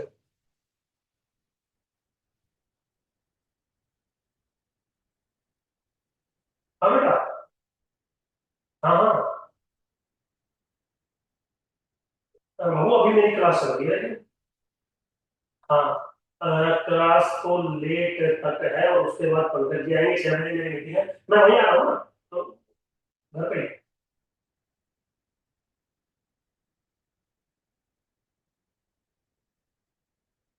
हाँ ठीक है सर, ठीक है, मैं तुझे मैसेज में कॉल करूँगा। ठीक ठीक। हाँ जी बेटा, अब मैं लॉजिक पे आता हूँ, इधर आइए। एक छोटा सवाल है मेरा, सवाल ये है, अगर x फॉलो करता है डीजनरेट एट ए को, तो आपने अभी प्रूफ कर दिया कंफर्म, वेरिएंस ऑफ x 0 के बराबर होगा। चलो कोई बात नहीं, मेरा एक सवाल है, इज द कन्वर्स ट्रू और नॉट? सवाल ये है, इज द कन्वर्स ट्रू और नॉट? क्या बोलोगे? सवाल पूछ सकता हूं, सवाल जायज है बिल्कुल। हाँ जी, सवाल पूछ सकता हूं। Not true. Not true, converse is not true. Okay, तो बेटा एक बात बताइए, नो ऐसा कोई नॉट ट्रू। रैंडम वेरिएबल बताओ जो डीजनरेट ना हो और उसका वेरिएंस 0 हो जाए। जरा बताना कोई दुनिया का ऐसा एक एग्जाम्पल। भाई कन्वर्स इज नॉट ट्रू तो आपको एग्जाम्पल फिर देना पड़ेगा ना मुझे। तो जरा बताना एक एग्जाम्पल, एक ऐसा रैंडम वेरिएबल बता दो जिसका वेरिएंस 0 आता हो बट वो एक वैल्यू ना लेता हो, मतलब वो एक वैल्यू ना लेता हो, एक से ज्यादा वैल्यू लेता हो। जरा बताना कोई। नहीं पता। नहीं पता क्योंकि होता नहीं है। नहीं पता क्योंकि होता नहीं कन्वर्ट है, समझ कन्वर्ट गए मतलब सर, मनोज। कन्वर्ट इसका ट्रू होगा सर? हाँ कन्वर्स ट्रू होगा, इसीलिए तो उस क्योंकि बच्चे ने वेरिएशन 0 होने से वेरिएशन होगा नहीं, तो कांस्टेंट ऑब्वियसली फंक्शन है इस वजह से। ऑब्वियसली अब उस बच्चे ने बोला कन्वर्स इज नॉट ट्रू, तो फिर मैं एग्जांपल तो मांगूंगा ना भाई उससे। अब वो कह रही सर नहीं पता, नहीं इसलिए नहीं पता है मेरे बच्चे क्योंकि कन्वर्स ट्रू होता है। इसका मतलब कन्वर्स ट्रू होता है, तो if and only if version आ गया। और इसका मतलब ये है कि दुनिया में अगर कोई भी रैंडम वेरिएबल डी जनरेट हुआ तो उसका वेरिएंस 0 होगा, और अगर किसी भी रैंडम वेरिएबल का वेरिएंस 0 है तो वो कंफर्म डीजनरेट है। इसका मतलब अगर वेरिएंस 0 नहीं है तो वो कभी भी डीजनरेट नहीं हो सकता। इसका मतलब अगर रैंडम वेरिएबल डीजनरेट नहीं है तो कभी भी उसका वेरिएंस 0 नहीं हो सकता। तो जब आपने ये लिख दिया x colon normal mu comma sigma square, तो ये डीजनरेट तो है नहीं, और जब ये डीजनरेट नहीं है तो इसका वेरिएंस 0 नहीं हो सकता, और अगर 0 नहीं हो सकता तो sigma square must be greater than 0 ही होगा। प्लीज हाथ जोड़ के रिक्वेस्ट है, ग्रेटर देन इक्वल टू मत लिख देना। किताब लिखती है वो लिखती रहे, हम और आप जब बात कर रहे हैं तो ये बदतमीजी नहीं चलेगी, बिल्कुल नहीं चलेगी। डे वन आपको बोल दिया था सुधीर सर को एक बार थोड़ा सा समय दे दो, आपको स्टैटिस्टिक्स से प्यार ना हो जाए तो बात कर दीजिएगा, क्योंकि वो है, वो फीलिंग है इसके साथ हमारी भाई। हमें पता है ये कितना बेहतरीन तरीके से काम करता है। वो तो ज्यादा एग्जाम्पल इसलिए नहीं ले रहा क्योंकि समय नहीं है मेरे पास, मुझे अपनी चीजें पढ़ानी भी है। अब इस पे क्वेश्चन ले लूं आया हुआ एग्जाम, ये बात समझ में आ गई मेरे बच्चों? इफ एंड ओनली वाली बात समझ में आ गई, थ्योरेटिकल बात समझ में आ गई? Yes sir. चलिए अब एक क्वेश्चन आया, आईआईटी में क्वेश्चन आया हुआ है, हालांकि जो आईआईटी में क्वेश्चन था वो बहुत आसान था, मैं थोड़ा सा टफ करता हूं अपने क्वेश्चन को। क्वेश्चन ये है कि मान लो x एक रैंडम वेरिएबल है जिसका एक्सपेक्टेशन ऑफ x स्क्वायर है 4 के बराबर और एक्सपेक्टेशन ऑफ x है 2 के बराबर। आपको expectation of x to the power 5 बताना। सवाल पहले समझिए, सवाल ये है we have a random variable x, expectation of x square 4 के बराबर, expectation of x 2 के बराबर, expectation of x की पावर 4 सॉरी 5 आपको बताना। क्या बोलो? जी बेटा बोल सकते हो, कुछ बताना चाहोगे कुछ? ऐसा ना करो यार, सवाल समझ में आ रहा है? ओ बच्चों सवाल समझ में आ रहा है? हाँ सर। हाँ तो ट्राई को करोगे या मैं चलो मैं कर लेता हूँ, समय कम है। चलिए देखिए, सबसे पहले इसका वेरिएंस बताइए किसके बराबर होगा? 0। 0। हाँ या ना? ठीक। 0। अब जैसे ही वेरिएंस 0 हुआ, अकॉर्डिंग टू प्रीवियस रूल आपने बोला सुधीर सर आपका रैंडम वेरिएबल तो डीजनरेट है, और हमेशा रैंडम वेरिएबल जनरेट होता है ए पर, और ए क्या होता है? Expectation of x. इसका मतलब एक्स फॉलो डीजनरेट 2। बोलो हाँ या ना? जी। है? अब बाबू अगर आपको पता है कि एक्स एक रैंडम वेरिएबल है डीजनरेट हो रहा है 2 पर, तो वो 2 ही वैल्यू लेगा। तो अब 1 सेकंड में expectation of X to the power 5 होगी 2 टू द पावर 5। ये लो आ गया रिजल्ट। लेकिन ऐसा तभी वैलिड है जब डीजनरेट है, अदरवाइज हम कुछ नहीं कह सकते थे। समझ आ गया नहीं? चलो आगे। चलिए तो ये सब चीजें हमारी हो गई। बेस वन मोड भी ऑब्वियसली बात है, वही वैल्यू है, सेंटर तो मोड होगा, मीडियन भी यही होगा।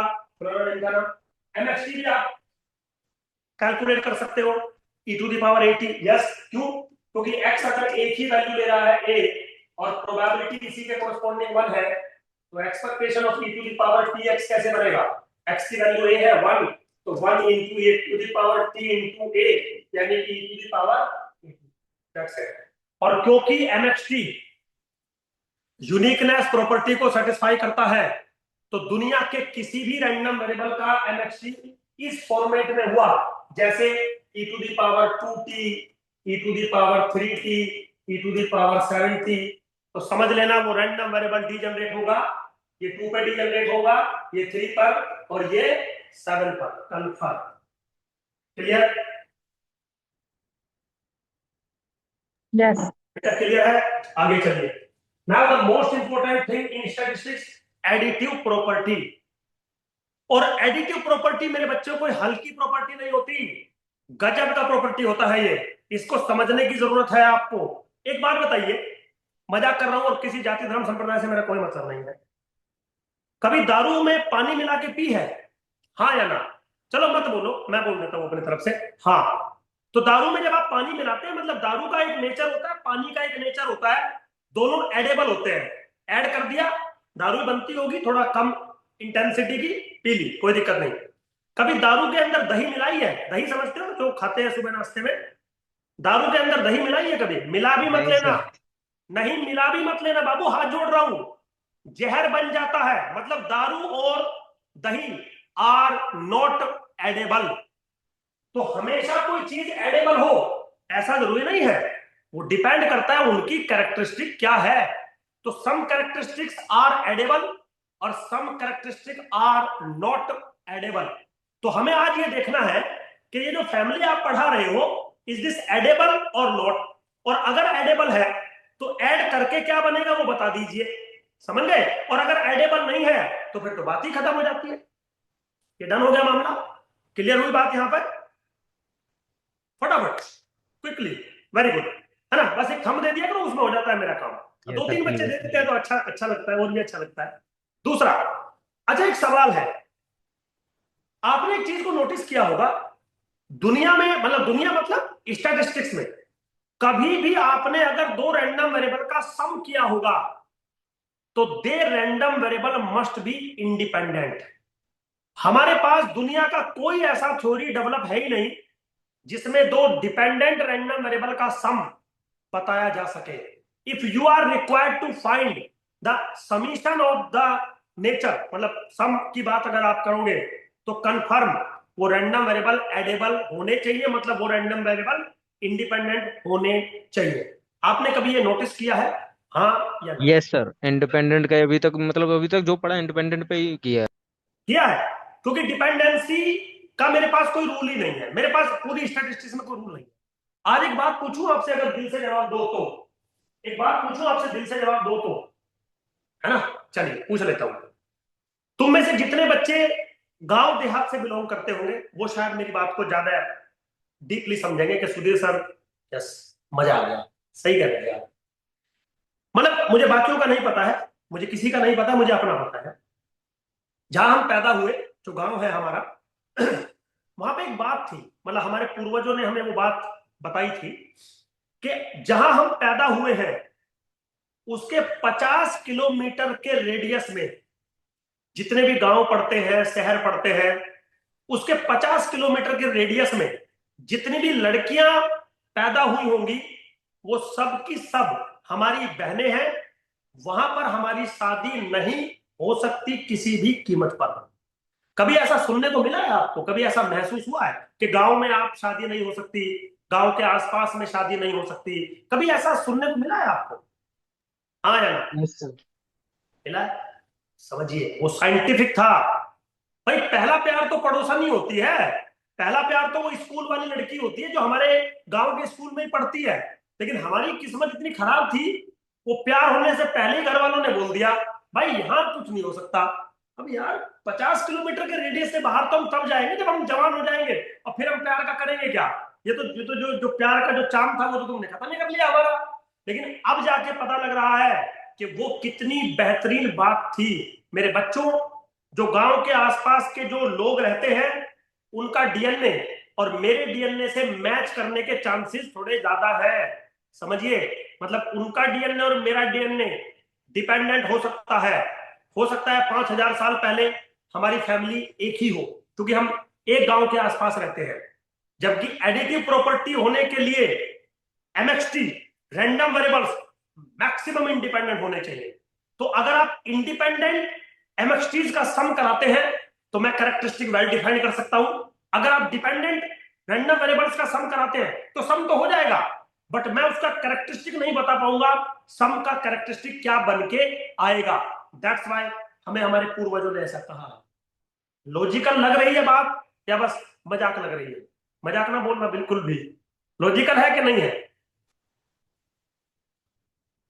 लॉजिकल है, समझ में आया? चलिएगा, मजाक थी, मतलब ये बात मजाक नहीं थी, बस मैं वैसे ही बोल देता हूं कि मजाक थी, अदरवाइज लॉजिकल पॉइंट है ये। तो हमेशा जब भी सम करवाया जाता है, अब तुम सम का मतलब समझने लगे होंगे धीरे धीरे, मैक्सिमम इंडिपेंडेंसी होनी चाहिए। तो कोशिश करना अपनी शादी लगभग 100, 150, 200, 400, 500 किलोमीटर दूर से की जाए। करके देखना, सुधीर सर को थैंक यू बोलोगे, DNA अलग ही निकल के आता है, क्योंकि वो कैरेक्टरिस्टिक हमारे पास होती है। खैर भाई जगह, अब हम इसकी एडिटिव प्रॉपर्टी करते हैं। तो सबसे पहले तो थंब रूल हुआ कि इंडिपेंडेंट होना तो मैंडेटरी है, उसके बिना तो काम ही नहीं चलेगा। मान लो X फॉलो करता है डी जनरेट एट A और Y फॉलो करता है डी जनरेट एट B, और दोनों के दोनों इंडिपेंडेंट हैं। तो सवाल ये था, इन दोनों का एडिशन किसको फॉलो करेगा? तो रूल ये था mx plus yt is what? mxt into myt. Now this is e to the power at into e to the power bt, which is equal to e to the power a plus b t, which is e to the power ct. और अभी बताया था आपको 5 minute पहले कि इस format का दुनिया का कोई भी mxt बन के आएगा वो कन्फर्म डी जनरेट होगा और इससे डी जनरेट होगा। तो क्या मैं ये कह दूं कि x plus Y confirm follow degenerate at a plus b? बोलो हाँ या ना,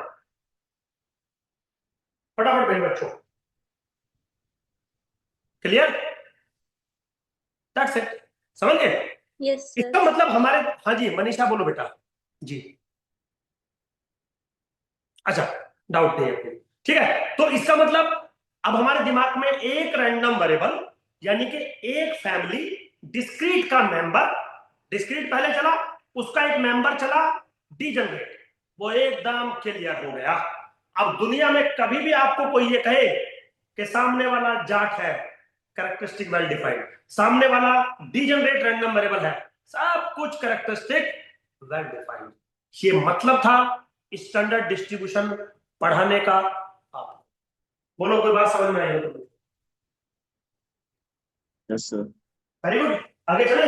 okay, come to the point. अब लिखो दूसरा मेंबर जिसका नाम है बर्नौली रैंडम वेरिएबल।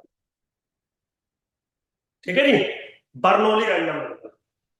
वो ये कहता है कि अगर मैं एक फंक्शन बनाऊं सैंपल स्पेस से रियल लाइन पर, ठीक है जी, और वो फंक्शन कुछ इस तरीके से डिफाइन करूं कि इसकी रेंज में 2 एलिमेंट्स हो, बस रेंज ऑफ एक्स के अंदर सिर्फ 2 एलिमेंट हो, ए और बी। भाई अभी तक आप क्या कर रहे थे? अभी तक आपकी रेंज में एक एलिमेंट था, डी जनरेट। अब आप टेक्निकली तो फंक्शन कोई भी बना सकते हैं ना, रेंज में एक एलिमेंट भी हो सकता है, 2 भी हो सकते हैं, 3, 4, 10, 20, 50, 100, 200, 500। तो पहला बना दिया जिसकी रेंज में एक एलिमेंट है। अब बनाने जा रहा हूं जिसकी रेंज में 2 एलिमेंट है। अब नाम रख दिया बर्नौली रैंडम वेरिएबल। आप ये सवाल पूछ सकते हो, sir why we call it Bernoulli? वो मेरा काम है, मैं सबके जवाब दूंगा, लेकिन लॉजिकल बात आपको मेरे दिमाग में जा रही है कि नहीं? आपका काम था ना प्रोबेबिलिस्टिक डाटा बनाना, तो आज मैं प्रोबेबिलिस्टिक डाटा बना रहा हूं और बनाने के बेसिस पे उसको कैरेक्टराइज कर रहा हूं और उसका नाम रख रहा हूं, ताकि कल को आपको पता लग जाए कि भाई ये थोड़ा रैंडम वेरिएबल है, इसका कैरेक्टरिस्टिक ये होगा। समझ गए भाई? इसका कैरेक्टरिस्टिक ये होगा। समझ गए? ठीक है, अब क्लियर हो रहा है मामला? हाँ वेरी गुड। मतलब मान के ऐसा चलना, अगर तुम्हारा कोई जाट दोस्त है, ऐसा तारीफ नहीं कर रहा भाई, ठाकुर जाट ये सब एक कैटेगरी में आते हैं। तुम्हारा कोई जाट दोस्त है तो अपने आप को भाग्यशाली समझना, बाय गॉड। तुम्हें कभी भी किसी भी चीज की जरूरत होगी ना, तो या तो वो तुम्हारा दोस्त नहीं है, अगर है तो वो जिंदगी में कभी अपना नफा नुकसान नहीं देखेगा, सब कुछ छोड़ के आ जाएगा। बोल भाई किसको पहनना है। मतलब मजाक कर रहा था मैं भाई, मजाक कर रहा था। कभी कोई सीरियस ले जाए तो सर आप ऐसे तारीफ कैसे कर सकते हो, जातिवाद कैसे फैला सकते हो। मैं जातिवाद नहीं फैला रहा हूं, मैं सिर्फ कैरेक्टरिस्टिक फैला रहा हूं कि एक रैंडम वेरिएबल उसका ये कैरेक्टरिस्टिक और ये है, या तो फिर वो रैंडम वेरिएबल ही नहीं है, और अगर है तो फिर कंफर्म उसके अंदर ये कैरेक्टरिस्टिक बनेगी। तो अब दूसरा रैंडम वेरिएबल बनाना शुरू कर दिया जिसकी रेंज में 2 एलिमेंट होंगे। अब इसका नाम रख दिया बर्नौली। अब इसका नाम बर्नौली क्यों रखा गया, अब मैं वो आपको समझाता हूं। ठीक है, देखिए एक सबसे पहले तो एक चीज आपको मैं बता दूं, बहुत सारे बच्चों ने ऐसा सुना होगा कि बर्नौली रैंडम वेरिएबल 2 वैल्यू देता है 1 और 0, इसके कोरस्पॉन्डिंग प्रोबेबिलिटी p, इसके कोरस्पॉन्डिंग प्रोबेबिलिटी 1 - p। ऐसा सुना है मेरे बच्चों आपने, ऐसा सुना है आपने? ठीक है, यस सर, यही सुना। Very good. एक बात आपने और सुनी होगी कि बर्नौली रैंडम वेरिएबल का सम बाइनोमियल को फॉलो करता है अगर इंडिपेंडेंट जी है, सर। प्रोबेबिलिटी ऑफ सक्सेस है। ये सुना है आपने? Yes sir. Very good. ऐसा ना तो ऐसा होता जो आपने अभी ये सुना है, और ना ये होता कि बर्नौली रैंडम वेरिएबल का सम बाइनोमियल को फॉलो करता है। दोनों ही बातें गलत लिखी हुई है। अब गलत क्यों लिखी हुई है, सही क्या है और क्यों लिखी हुई है, वो सब मैं और आप बात करते शुरू करता हूं, अपना टॉपिक शुरू करता हूं। देखिए सबसे पहले क्या हुआ, एक मैथमेटिशियन आए बर्नौली। बर्नौली ने एक एक्सपेरिमेंट कंडक्ट करवाया स्टैटिस्टिक्स में, जिसने उन्होंने नाम रखा बर्नौली ट्रायल। स्पेसिफिक नाम रखा बर्नौली ट्रायल। बर्नौली ट्रायल मतलब बर्नौली एक्सपेरिमेंट किया, उसके जो आउटकम आएंगे, या बर्नौली एक्सपेरिमेंट को उन्होंने बर्नौली ट्रायल कह दिया। लेकिन बर्नौली ट्रायल में एक स्पेसिफिक बात थी, और वो स्पेसिफिकेशन ये था कि ये जो मैं ट्रायल करूंगा इसके सिर्फ 2 आउटकम होंगे। स्टैटिस्टिक्स तो ये कहती है कि कम से कम 2 आउटकम होने चाहिए, ये मैंने आपको बताया था पहले कि आप ऐसा एक्सपेरिमेंट करेंगे, ऐसा ट्रायल करेंगे जिसमें कम से कम 2 आउटकम होंगे। बर्नौली ने कहा कि कम से कम 2 नहीं, एग्जैक्टली 2 आउटकम होंगे। एक आउटकम को मैं बोलूंगा सक्सेस और एक आउटकम को मैं बोलूंगा फेलियर। तो जो बर्नौली का जो सैंपल स्पेस आया वो आया सक्सेस और फेलियर, कोई दिक्कत नहीं, सक्सेस और फेलियर। फिर क्या हुआ, बर्नौली सर आए और उन्होंने एक फंक्शन डिफाइन किया सैंपल स्पेस से रियल लाइन पर, कर दिया जी, 1 to 1 मैपिंग करी, और उन्होंने ये बोला कि x को अगर मैं सक्सेस पे डिफाइन करूंगा तो वैल्यू मिलेगी a, और x को अगर मैं फेलियर पे डिफाइन करूंगा तो वैल्यू मिलेगी b। और जो प्रोबेबिलिटी फंक्शन है px, मैं कुछ ऐसा डिफाइन करना चाहता हूं कि px की value p if x is equal to a, 1 - p when x is equal to b and 0 otherwise। गौर से समझिए आप मेरी बात।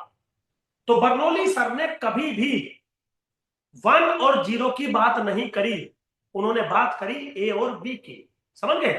अब एक बात बताइए, आप कभी जीवन में आपने एक नाम सुना है रैंडम वॉक प्रॉब्लम? स्टोकास्टिक में जनरली इसका इस्तेमाल करते हैं हम, रैंडम वॉक प्रॉब्लम, कभी नाम सुना है? Yes sir. ठीक है, रैंडम वॉक प्रॉब्लम में जो वॉक होती है वो बर्नौली होती है, लेकिन उसकी वैल्यू 0 1 नहीं होती, 1 - 1 1 - 1 1 - 1। हाँ या ना? इसका मतलब बर्नौली 0 1 होता ही नहीं है। हाँ, ए की वैल्यू 1 और बी की वैल्यू 0 मैं ले सकता हूं, अलाउ है, लेकिन ए की वैल्यू 1 और बी की वैल्यू 0 ही होगी, ये अलाउ नहीं है। डिफरेंस समझिए दोनों में। हमें जो किताब में लिख के दिया गया है वो वेरी स्पेसिफिक है, पर्टिकुलर है, जिसको हम कहते हैं standard Bernoulli. Be careful, Bernoulli अलग चीज होती है, स्टैंडर्ड बर्नौली अलग चीज होती है। तो जो किताब में हमें पढ़ाया गया दैट इज स्टैंडर्ड बर्नौली। अब वो क्यों पढ़ाया गया ये मैं बात करूंगा आपके साथ, लेकिन ये जो पढ़ा रहा हूं आपको, पहले इसको देखिए, ये बात आपको समझ में आ रही है ना? आप मान लीजिए एक फेयर कॉइन को टॉस करते हैं, क्या आप मुझे बता देंगे कि हेड आने को सक्सेस बोलूंगा कि टेल आने को सक्सेस बोलूंगा? Never define.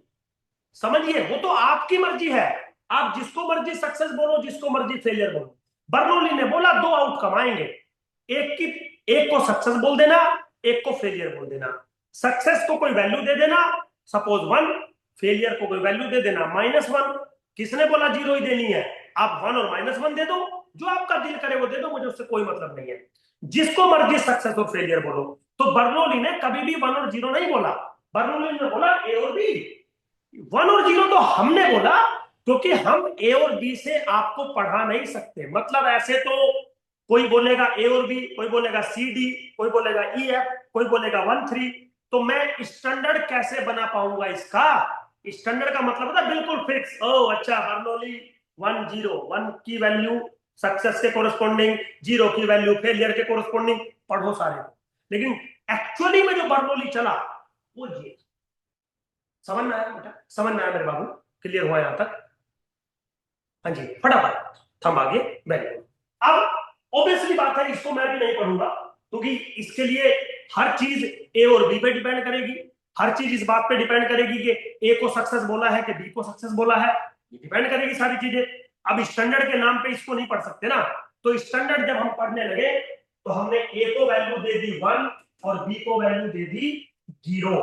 और जैसे ही 1 और 0 value the, now this will called the Bernoulli random variable और स्टैंडर्ड बर्नौली रैंडम वेरिएबल। और नाम रखने लगे ऐसे, एक्स फॉलो बर्नौली पी, या फिर एक्स फॉलो बाइनोमियल 1 पी। ये स्टैंडर्ड नोटेशन है। अभी आपको आगे चल के थोड़ा समझाऊंगा ऐसी नोटेशन क्यों ली गई है ना। और जैसे ही मैंने ये नोटेशन दी, तुरंत आपके दिमाग में आ गया x will take value 1, 0, p 1 minus p, that's it. And 1 is the value corresponding to outcome success and 0 is the value corresponding to outcome failure. ठीक है? Now अब सब कुछ हो गया, कैसे बनाया ये हो गया, वैल्यूज हो गई, प्रोबेबिलिटी हो गई, नोटेशन हो गई। अब इसको करते हैं एनालाइज। एनालाइज मतलब एक्सपेक्टेशन ऑफ x बताइए p, वेरिएंस ऑफ x बताइए p into q, where q is equal to 1 minus p। अगली बात क्या थी? मोड बताइए। उससे अगली क्या बात थी? mxt बताइए। mxt क्या होता है भाई? q plus p to the power t।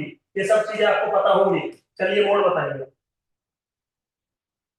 बेटा। इन चीजों को प्रूफ करने की जरूरत नहीं है ना मुझे, ये सब चीजें बहुत कॉमन है, ये सब चीजें सबको पता होंगी, तो टाइम वेस्ट नहीं करूंगा मैं इन चीजों में।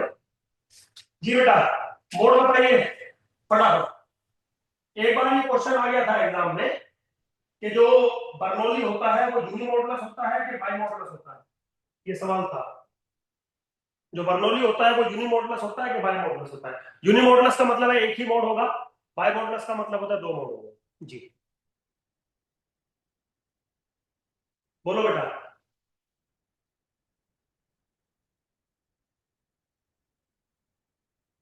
बोलो भाई, समय कम है मेरे बच्चों। Yes. वो डिपेंड करेगा सिचुएशन पे। बस इतना ही सुनना था मेरे बच्चे। सुधीर सर, डिपेंड करेगा सिचुएशन पे, और कैसे डिपेंड करेगा वो लिख देते हैं। इसके 3 टाइप से मोड होगा। 1 मोड होगा अगर p की value strictly greater than half है तो। 0 मोड होगा अगर p की वैल्यू स्ट्रिक्टली लेस देन है तो। और 0 और 1 मोड होगा अगर p की वैल्यू एग्जैक्टली हाफ है तो। That's it. Now this is the very famous Bernoulli random variable. चलो आगे चलिए। अब बारी आती है एडिटिव प्रॉपर्टी। एडिटिव प्रॉपर्टी तो जो जनरल बर्नौली है ए बी वाला, उसका सम बर्नौली को फॉलो नहीं करता, बाइनोमियल को फॉलो नहीं करता। लेकिन जो स्टैंडर्ड बर्नौली है इसका सम बर्नौली को तो फॉलो नहीं करता क्योंकि उसका एमएक्सटी कुछ दूसरे टाइप का बन जाएगा, बट आगे आने वाला डिस्ट्रीब्यूशन होगा बाइनोमियल, उसको फॉलो करें। तो फिलहाल हम बर्नौली का सम यही रोक देते हैं क्योंकि मैंने बाइनोमियल पढ़ाया नहीं आपको। पहले बाइनोमियल पढ़ाता हूं, फिर ऑटोमेटिकली आपको पता लग जाएगा कि सम ऐसा होगा। अब क्यों कह रहा हूं ऐसा, सुनिए। वो कहता है कि अगर आपका x फॉलो करता है बर्नौली, मान लो x फॉलो करता है बर्नौली 1, p और y भी फॉलो करता है Bernoulli 1, p, point to be noted, दोनों की प्रोबेबिलिटी ऑफ सक्सेस सेम होनी चाहिए और दोनों के दोनों इंडिपेंडेंट भी होने चाहिए। तो अकॉर्डिंग टू रूल, जब आप m of x plus Y T लेके आओगे तो q plus T e to the power t का होल स्क्वायर बन जाएगा। लेकिन अभी मैंने बर्नौली का एमएक्सटी लिखा था, उसके अंदर तो पावर थी नहीं, तो अगर यहाँ पे पावर आ रही है तो इसका मतलब ये बर्नौली फैमिली का मेंबर तो नहीं है, कुछ और फैमिली का मेंबर बन रहा है। अब वो क्या फैमिली है आगे चलते हैं। अब समझ में आई बात? कोई जरूरी नहीं होता, अगर हम सेम फैमिली के दो मेंबर को मिलाते हैं, मिलाने के बाद वो उसी फैमिली का बिलोंग करता है, किसी दूसरी फैमिली से भी बिलोंग करने लग जाता है। बिल्कुल ऐसा पॉसिबल है, चेक करो डाउट। हाँ जी, क्लियर है? चलो आगे, चलो आगे, ठीक है, हाँ तो गुड है ना। अब आगे चलते हैं, अगला डिस्ट्रीब्यूशन है बाइनोमियल। बाइनोमियल डिस्ट्रीब्यूशन है, नाम सुना होगा, बिल्कुल हम पूछ सकते हैं, बातें कर सकते हैं, why we call it as a binomial, क्योंकि बाइनोमियल कोई मैथमेटिशियन तो थे नहीं जिन्होंने ये दिया था, तो नाम बाइनोमियल रखा गया है, तो कुछ ना कुछ बात रही होगी। तो ऐसा हुआ, जो बर्नौली ट्रायल था, अब गौर से सुनिए क्या कहना चाह रहा हूं। जो बर्नौली थे, उन्होंने जो बर्नौली ट्रायल किया जिसमें दो आउटकम थे, सक्सेस और फेलियर्स, उन्होंने बोला कि जो आपका सैंपल स्पेस है जिसमें दो आउटकम है सक्सेस और फेलियर, और सक्सेस की प्रोबेबिलिटी है p और फेलियर की प्रोबेबिलिटी है 1 माइनस p, या फिर इसको q ले लीजिए, है ना, ठीक है बेटा। और जो p और q है वो लाइज बिटवीन 0 to 1, फिलहाल ऐसे ले लीजिए, हालांकि मैं किसी दूसरे तरीके से पढ़ाता हूं इस बात को, बट फिलहाल मैं उस पॉइंट पे नहीं जा रहा हूं, उसके लिए टाइम चाहिए होता है, तो 0 to 1 ले लीजिए फॉर एग्जाम्पल, है ना। तो कहेंगे अब आप एक काम करो, इस ट्रायल को, जो बर्नौली ट्रायल है, इसको आप फाइनाइट टाइम्स तक, n टाइम्स तक रिपीट कराओ, ओके। तो under the identical condition, obviously बात है, जो क्लासिकल प्रोबेबिलिटी का रूल है वो यहां पे भी एप्लीकेबल होगा। और ये देखो कि ये कितनी बार सक्सेस हुआ, ऑब्वियसली बात है, अगर दो ही आउटकम है तो बाकी जो बच गए उतनी बार वो फेलियर्स होगा। So I define random variable x, क्या है, number of success out of n Bernoulli trials, ठीक है जी। ट्रायल बर्नौली होने चाहिए, कितनी बार आपने बर्नौली ट्रायल किया है, n टाइम्स, उसमें से कितनी बार आप सक्सेस हो सकते हो, वो मैपिंग मैंने डिफाइन करी, वो फंक्शन मैंने डिफाइन किया। तो सबसे पहला पॉइंट, क्या मैं ये कह दूं कि इस रैंडम वेरिएबल की रेंज होगी 0 1 2 3 up to dot dot n, बोलो यस और नो। यस, मैपिंग समझिए, मैपिंग क्या है, आपने n बर्नौली ट्रायल लिए, फंक्शन क्या है, नंबर ऑफ सक्सेस, तो 0 बार सक्सेस हो सकता हूं, 1 बार सक्सेस हो सकता हूं, 2 बार सक्सेस हो सकता हूं, n के n टाइम सक्सेस हो सकता हूं। तो मुझे क्या हुआ, जो मैंने रैंडम वेरिएबल रखा आपके सामने, डिफाइंड दिया, उसके अकॉर्डिंग मेरी जो रेंज आई वो इसके बराबर आई। अब कुछ बच्चे कह सकते हैं, या आप लोग कह सकते हो कि सुधीर सर इसका मतलब है x will take value 0 1 2 3 up to dot dot n। Yes, ये मैं पहले बता चुका हूं कि रैंडम वेरिएबल की जो वैल्यूज होती है वो taken by the random variable होती है, तो दैट्स व्हाई ऐसा लिखूंगा। नाउ फिर बारी आई प्रोबेबिलिटी की, ये तो पॉसिबिलिटी हो सकती है, लेकिन अगर कोई पूछे कि मैं उन n ट्रायल में से एग्जैक्टली x टाइम्स सक्सेस रहा होगा, तो प्रोबेबिलिटी नेचर बन के आई ncx p to the power x q to the power n minus x। क्यों बन के आई ये प्रोबेबिलिटी नेचर, क्योंकि x टाइम तो सक्सेस हुआ, बाकी बचे टाइम फेलियर हुआ, कहीं पे भी सक्सेस हो सकता है, कहीं पे भी फेलियर, तो टोटल इतने पॉसिबल कॉम्बिनेशन बन सकते हैं। तो probability function is well defined, और चाहो तो वो कैरेक्टरिस्टिक भी आप यूज कर सकते हो कि probability function lies between 0 to 1, क्योंकि ये तो मास फंक्शन है, and total summation is 1। Total summation करके देख लो, वैल्यू देख लो, 0 to 1 के बीच में आएगी, टोटल समीशन 1 के बीच में आएगा। तो that's why this is a proper probability mass function. अब सवाल ये आता है कि why we call this is Bernoulli. मेरे बच्चों, आपने कभी एक बर्नौली एक्सपेंशन नाम की चीज पढ़ी होगी, और वो ये होती है a plus b to the power n is equal to summation x goes from 0 to n cx a to the power x b to the power n minus x. Now this is very famous Bernoulli expansion, समझ गए? And the general term of Bernoulli expansion या binomial expansion, the general term of binomial expansion is this one, which is look like same. That's why the binomial distribution. इसका जो PDF है या PMF है वो binomial expansion की general term होती है, दैट्स व्हाई इसको बाइनोमियल डिस्ट्रीब्यूशन नाम दिया गया है। चेक करो डाउट को। चलो आगे। ओ बाबू, थक गए क्या? आराम करने का मन कर जाता है कभी कभी, है? कुछ बोलते ही नहीं हो तुम लोग, मतलब बोल लिया करो बेटा। सर टाइप कर रहे थे, वो लिख रहे थे। अच्छा, लिख रहे थे? नहीं, कोई बात नहीं, थोड़ा जल्दी है। देखो आप भी समझेंगे, अगर मैं एक ही यूनिट को लेके खींचता रहूंगा तो बाबू फिर पढ़ाने का फायदा क्या हुआ? और वो आज नहीं मैंने सर, तुम्हें शॉर्ट शॉर्ट बना लेते हैं। हाँ वो अच्छा है, कोई दिक्कत नहीं। और मैंने वो तुम्हें वॉइस नोट भी भेज दिया, जो लास्ट वाली यूनिट है, जिसको कभी भी मैं तो पढ़ाऊंगा नहीं, ना इस बार, ना अगले बार, ना उससे अगले बार। तो मेरी 2 फैकल्टी हैं जो आईएसएस में मेरे साथ हैं, उन दोनों को मैंने भेज दिया। हालांकि उन्होंने मना किया था कि सर इतने शॉर्ट नोटिस पे हम नहीं पढ़ा सकते। मैंने बोला भाई पढ़ा दो तुम, शॉर्ट नोटिस हो कि लॉन्ग नोटिस हो, पढ़ाओ बच्चों को, कोई दिक्कत नहीं है। 4-4, 5-5 क्लास ले लो, तुम्हारा काम हो जाएगा। इधर मैं अपनी यूनिट खींच लूंगा, काम हो जाएगा बच्चों का। जो भी होना होगा वो हो जाएगा, जो नहीं होगा वो बाद में देख लेंगे। इतने कोई घबराने की जरूरत भी नहीं है, ठीक है? तो थोड़ा जल्दी करेंगे चीजों को। और वो भी मैं कंसिडर करके बैठा हुआ हूँ, जो तुम कह रहे थे ना सर मॉर्निंग में क्लास दे दो मैथ्स वाली यूनिट की, तो मंडे या ट्यूसडे से, मैं ट्यूसडे से करूंगा, क्योंकि मंडे मेरा फैक्ट्री विजिट होती है, तो मैं ऑफिस में नहीं होता हूँ, कोचिंग में नहीं होता हूँ, तो उस दिन का तो मेरा ऑफ ही मान के चलो मंडे का। तो शायद मैं इवनिंग वाली क्लास कोशिश करूंगा लेने की, ले पाया तो, अदरवाइज तो मंडे मेरा ऑफिस में होना आपको। चलिए खैर बाबू, यहाँ तक क्लियर हो गया, चलो आगे चलिए। तो क्या हुआ कि अब सब कुछ वेल डिफाइंड हो गया। X follow binomial n, p, नाम दे दिया इसका बाइनोमियल। एक्स की वैल्यू डिफाइन हो गई 0, 1, 2 to n। Probability nature define हो गई ncx p to the power x 2 to the power n minus x। अब बारी आती है इसके कैरेक्टरिस्टिक की, बारी आती है इसके कैरेक्टरिस्टिक की। फटाफट ले लो। Expectation of x is what? np। Variance of x is what? npq। mxt is what?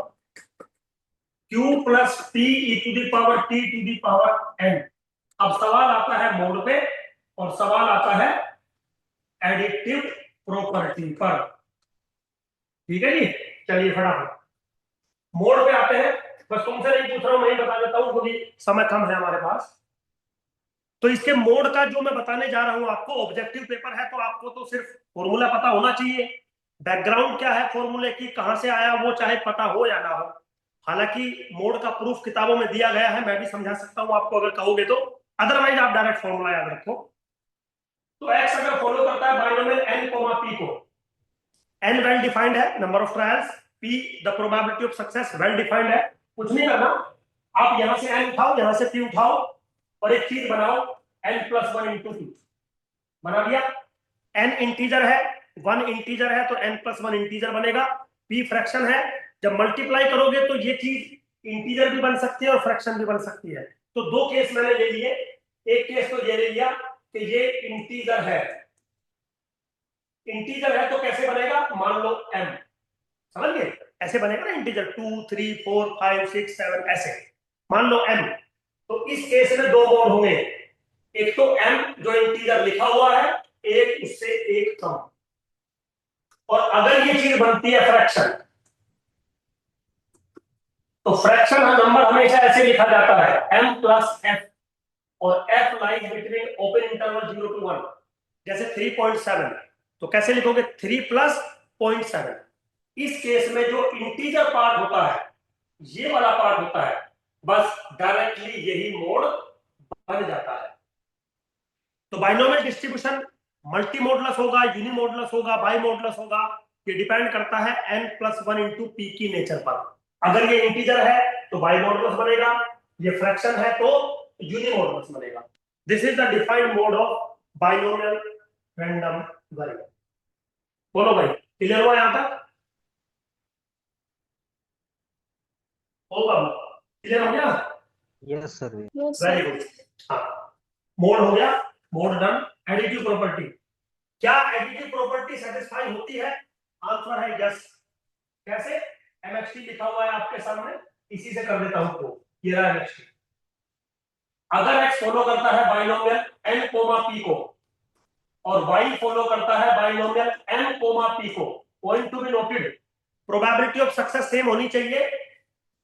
m और m डिफरेंट हो सकते हैं, पॉसिबल है। दोनों का इंडिपेंडेंट होना मैंडेटरी है, इसमें तो कोई डाउट ही नहीं है। और ये जो मैंने बात करी थी ना आपके सामने कि शादी के लिए 50 किलोमीटर की रेडियस से बाहर होनी चाहिए लड़की, बाबू इनको हल्के में ना लिया करो इन बातों को। मजाक लग सकती है, तुम्हें बुरा लग सकता है, ना मजाक है और ना बुरा है, ये फैक्ट है साइंस का। बस उस साइंस के फैक्ट को मैं बायोलॉजी में ना पढ़ा के स्टैटिस्टिक्स में पढ़ा रहा हूं आपको, समझ गए? सब्जेक्ट चेंज है, बात चेंज नहीं है, क्योंकि बायोलॉजी में भी ह्यूमन बॉडी डील होती है। मैंने ह्यूमन बॉडी को स्टैटिस्टिक्स में भी डील करवा दिया कि सेम चीज है, बिल्कुल वहां भी वो कैरेक्टरिस्टिक बताता है। हम भी तो कैरेक्टरिस्टिक पे खेल रहे हैं, हम भी तो चीजों को एनालाइज ही कर रहे हैं। बस आज हमारा एनालाइजेशन रैंडम वेरिएबल है, तो आप किसी इंसान को एनालाइज नहीं करते क्या? मेरे को एनालाइज कर लिया होगा ना तुम लोगों ने? हाँ भाई, क्या बोलते हैं उसको, जज कर लिया होगा ना मेरे बच्चों। ऐसे ही रैंडम वेरिएबल होते हैं। तो अगर इंडिपेंडेंट है तो कंफर्म इनका सम बाइनोमियल को फॉलो करेगा, n+m, p को। प्रोबेबिलिटी ऑफ सक्सेस सेम रहेगा, नंबर ऑफ ट्रायल्स जो है वो ऐड होते हुए चले जाएंगे। इसको शायद प्रूफ करने की जरूरत नहीं है, अगर करना हो तो एमएसटी वाले रूल से कर लेना, सेम आ जाए। भाई क्लियर है यहां तक? आगे चलूं, फटाफट बोलो। Yes sir. Very good. Now my question is the converse true और नॉट? ये सवाल है, इज द कन्वर्स ट्रू और नॉट? ये बहुत अच्छा सवाल है मेरे बच्चों, इज द कन्वर्स ट्रू और नॉट?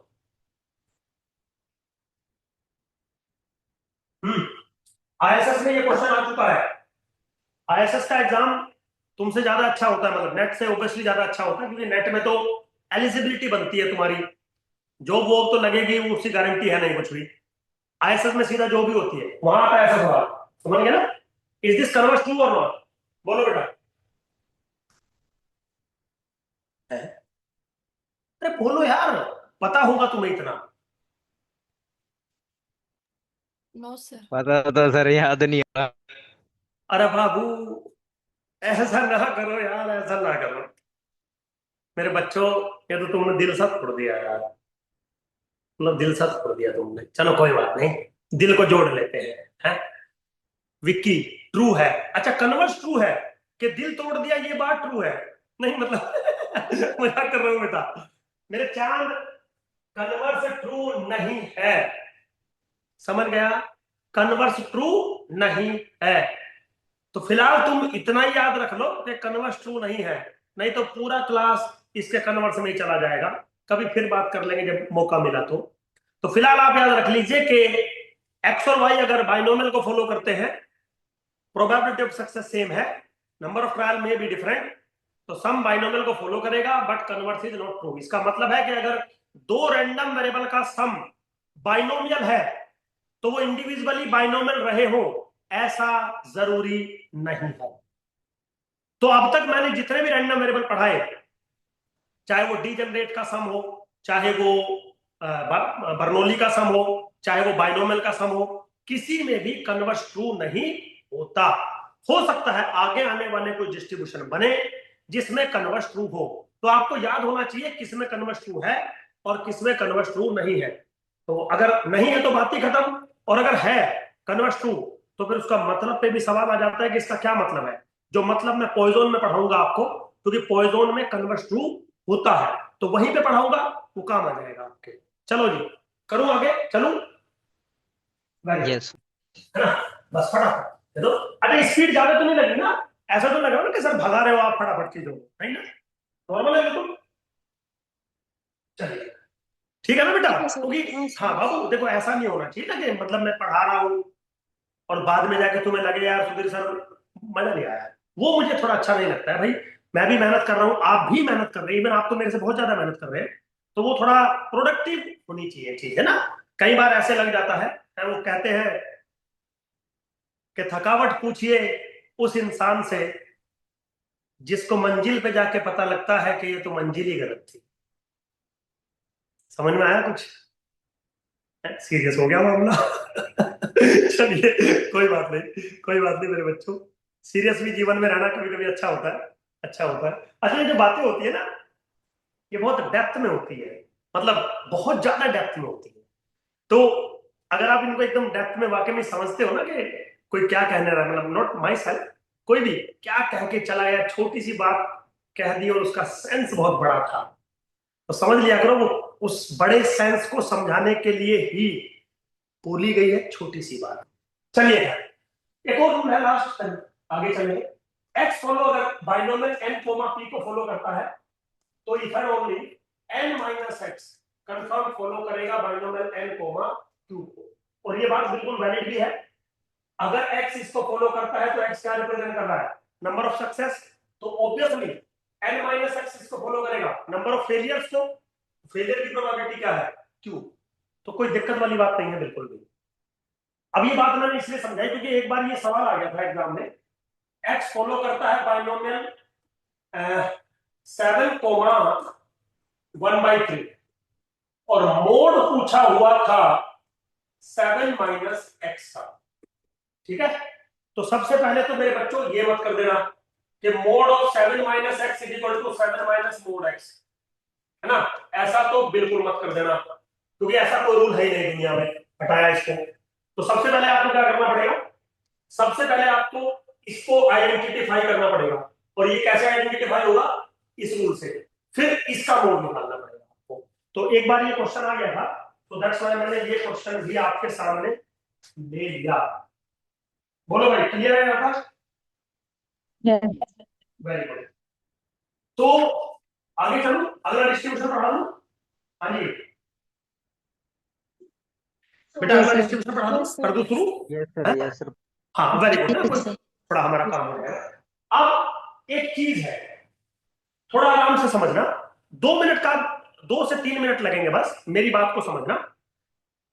अगर आपको लगे कि सुधीर सर ये बात जो आप कह रहे हो भले ही किसी किताब में दुनिया की नहीं लिखी है, लेकिन ये बात हमें ठीक लग रही है, वो हाजमोला वाला बच्चा आज है कि नहीं? बेटा तू है कि नहीं क्लास में? तेरे बिना मैं क्लास तो मिस सा करता रहता हूँ थोड़ा सा, है? वो रियलमी कौन सा फोन नंबर था? चलिए कोई बात नहीं, है ना? तो ठीक है, और अगर आपको लगे नहीं नहीं सुधीर सर, ना ना आपकी बात में कोई दम नहीं है, तो जो किताब में लिखा है वो ठीक है, कोई दिक्कत नहीं, मैं ऐसा जिद नहीं करूंगा यहाँ पे। एक चीज आपको बताना चाह रहा था मैं, कि जब मैंने बाइनोमियल पढ़ाया तो मैंने लिखा बाइनोमियल एन कोमा पी, और यहाँ पे जो पी होता है वो पैरामीटर होता है, और मैंने पी लिखा lies between open interval 0 to 1, और आपने सारी दुनिया की किताबों में यही देखा होगा, ओपन इंटरवल 0 to 1। ठीक है, ये बात समझ में आ गई आपके? ठीक है, मैं ये कहना चाहता हूं, ये मैं कहना चाहता हूं, मतलब ओनली सुधीर सर, बाकी किसी को आप कहोगे ना कि सुधीर सर ने ऐसा बोला, तो बोलेंगे सुधीर पागल, उसको पता नहीं है कुछ भी। पागल नहीं है सुधीर, की पूरी जिंदगी चली गई इसी चक्कर में, समझिए आप बात को। सुधीर ने और कुछ नहीं कमाया, सिर्फ ये कमाया। तो मैं वो मेरे और आपकी बात है, मतलब ये सब बातें मैं अपने स्टूडेंट्स के साथ करता हूँ, मुझे दुनिया से मतलब नहीं है। अब तुम भी मेरे स्टूडेंट हो तो मैं तुम्हारे साथ भी बात करना चाहूंगा, कि मैं ये कह रहा हूं कि जब आप ये लिखते हैं ना X follow binomial N comma P, और जो प्रोबेबिलिटी आप लिखते हो which is defined as N C X p to the power x 2 to the power n minus x, आप ये लिखते हो, तो इसमें p लाइज बिटवीन 0 to 1 मुझे थोड़ा बढ़िया नहीं लगा। आपको ये लिखना चाहिए कि ऐसा होने के लिए p जो है वो वेरी क्लोज टू 0 नहीं होना चाहिए, एंड p जो है वो वेरी क्लोज टू 1 नहीं होना चाहिए। ये आप जरूर लिखो, जब आप ये लिखते हो ना P लाइज बिटवीन 0 to 1, तो P is very close to 0 भी उसमें इंक्लूड हो जाता है और P is very close to 1 भी उसमें इंक्लूड हो जाता है, हाँ या ना? हो जाता है ना उसमें, यस और नो? Yes sir. लेकिन मेरा मानना है कि बात वो ठीक है, लेकिन P ना वेरी क्लोज टू 0 नहीं होना चाहिए, P ना वेरी क्लोज टू 1 नहीं होना चाहिए, मतलब P अप्रोक्सीमेटली हाफ के बराबर ही होना चाहिए, मतलब नॉट एग्जैक्टली हाफ, बट कम से कम 0 और 1 के क्लोजेस्ट नहीं होना चाहिए। और ये मैं नहीं बोल रहा, मैं मेरा नॉलेज बोल रहा है। अब मैं बताता हूं क्यों मुझे ऐसा लगता है, और शायद आप इस बात को एग्री करेंगे मेरे साथ। तो एक एग्जांपल ले लूं बेटा, एक एग्जांपल ले लूं, यस सर। मतलब यस सर। एग्जांपल वैसा है थोड़ा गर्लफ्रेंड टाइप का ले लूं, कोई बुरा तो नहीं मानेगा, कोई बच्चा जज तो नहीं करेगा सुधीर सर को ऐसा कि सुधीर सर आप तो बुरे इंसान हो? नहीं तो फिर मैं कुछ और ले लूं एग्जांपल, मन है तुम्हारा? मन है नहीं, तुम्हारा? कोई दिक्कत नहीं सर, बता ले लूं? दीजिए। हाँ, यस सर। क्योंकि उससे मैं ज्यादा अच्छे से समझा सकता हूं, बस इतना है, अदरवाइज मुझे दुनिया की किसी बात से कोई मतलब नहीं होता, मैं आई एम जेंटल पर्सन। चलिए, एक सवाल है, और सवाल वो सवाल ही क्या जो रियल लाइफ से रिलेट ना हो जाए। चलो जी सवाल लेते हैं, जवाब देना है, 2 या 3 बच्चे कोई भी जवाब दे देंगे, 2 या 3 बॉयज गर्ल्स, जो आपका दिल करे। और मतलब ऐसा मैं बस एक पूछ के एग्जांपल ले रहा हूँ बेटा, ले लू ना एग्जांपल। जो मेरे वैसे बैच होते हैं ना, ISS के, IIT के जो पेड बैच होते हैं, उनसे पूछता ना मैं कि भाई एग्जांपल ले लूं क्या, उनको तो मैं यही लेता हूँ। तुमसे इसलिए पूछ रहा हूँ कि चलो कोई बात नहीं, पूछ लेते हैं बच्चों से। बेटा एक बात बताइए मुझे, देखो जरा, मतलब मेरा चेहरा देखो, देख लिया सुधीर साहब, एकदम जो जैसा भी है वो, सुंदर दिखता हूँ, सुंदर नहीं दिखता हूँ, बहुत बदसूरत दिखता हूँ, वो तुम्हारा काम है। अब मुझे ले लो, आपने सुधीर सर ले लिया, और मुझे लेके चलो फिल्मी दुनिया में, फिल्मी दुनिया मतलब बॉलीवुड की दुनिया, और वहां से टॉप 50 हीरोइंस को छाट लीजिए, टॉप 50 हीरोइन, मतलब 50 हीरोइन तो होंगी ना फिल्मी दुनिया में। एक कौन है वो, जानवी कपूर है, श्रद्धा कपूर है, सनी है, बिपाशा बासु, कैटरीना कैफ, माय फेवरेट, और बहुत सारी, 50 छाट ली सुधीर सर, चलो कोई बात नहीं। और एक बर्नौली ट्रायल करते हैं, और वो ट्रायल ये है कि मैं ऑफर मारूंगा, और या तो हाँ करेगी या तो ना करेगी, मतलब आउटकम दो, हाँ करेगी सक्सेस, ना करेगी फेलियर, ठीक है? मेरा एक सवाल है, अगर उन 50 हीरोइनों को मैं प्रपोज करूं, तो उनमें से 10 हीरोइन हाँ कर देंगी, प्रोबेबिलिटी बताइए, क्या बोलोगे? सवाल सुन लीजिए फिर से। हाँ, अरे हंसना नहीं था भाई बच्चे, जवाब देना था, प्रोबेबिलिटी बताइए, हंसना नहीं है, इस बात पे नहीं हंसना है, मैं खुद रो रहा हूं इस बात पे। चलिए मजाक कर रहा हूं, बोलो भाई। देखो अब जब तुमने सवाल लिया है तो जवाब दो, बोलो। है? ऐसा मत करो यार, कोई भी बच्चा, सवाल समझ में आ गया तुम लोगों को? नहीं आया? देखो अगर, बहुत कम है सर। हाँ तो बाबू नंबर बोलना, प्रोबेबिलिटी बहुत कम बहुत ज्यादा नहीं होती, नंबर होता है, प्रोबेबिलिटी इज ए नंबर, जो तेरा दिल करता हो वो बता, 0 बोल तू, बस नेगेटिव मत बोलना मेरे चार, बस प्लीज, है ना? बाकी जो अच्छा रियल में आ गया मेरा फेवरेट, हाँ बेटा 1/100। है, 1/100। 1/100, चल थैंक यू इन एडवांस। जो बच्चा बहुत कम बोल रहा था, बाबू तू कुछ ट्राई करना चाहेगा, बहुत कम को डिफाइन करना चाहेगा? मैं ही था सर वो। अच्छा तू ही था वो, और कोई बच्चा? फिर से सवाल बता देता हूं मैं, 50 हीरोइन, उन 50 में से कितनी बोली थी मैंने? 10 हाँ कर देंगे, प्रोबेबिलिटी जरा बोलना एक बार, कोई भी बच्चा। 0 नहीं लग रहा तुम्हें? तुम्हें 0 नहीं लग रहा? मतलब थोड़ा अगर देखें, मुझे खुद को 0 लग रहा है भाई। नहीं सर, आपकी पर्सनैलिटी अच्छी है। क्या बात कर रहा है, हैं? करोड़पति तो आप खुद ही बताते रहते हो सर। नहीं करोड़पति तो चलो हूँ, वो तो एक अलग बात है, एक पर्सनैलिटी वाली बात अगर तू फिर से कहेगा तो मुझे 3 दिन तक नींद नहीं आएगी फिर। मजाक कर रहा हूँ बेटा, चलेगा, अभी तुम फैमिलियर नहीं हो मेरे से, चलो हम ओके। भी सर।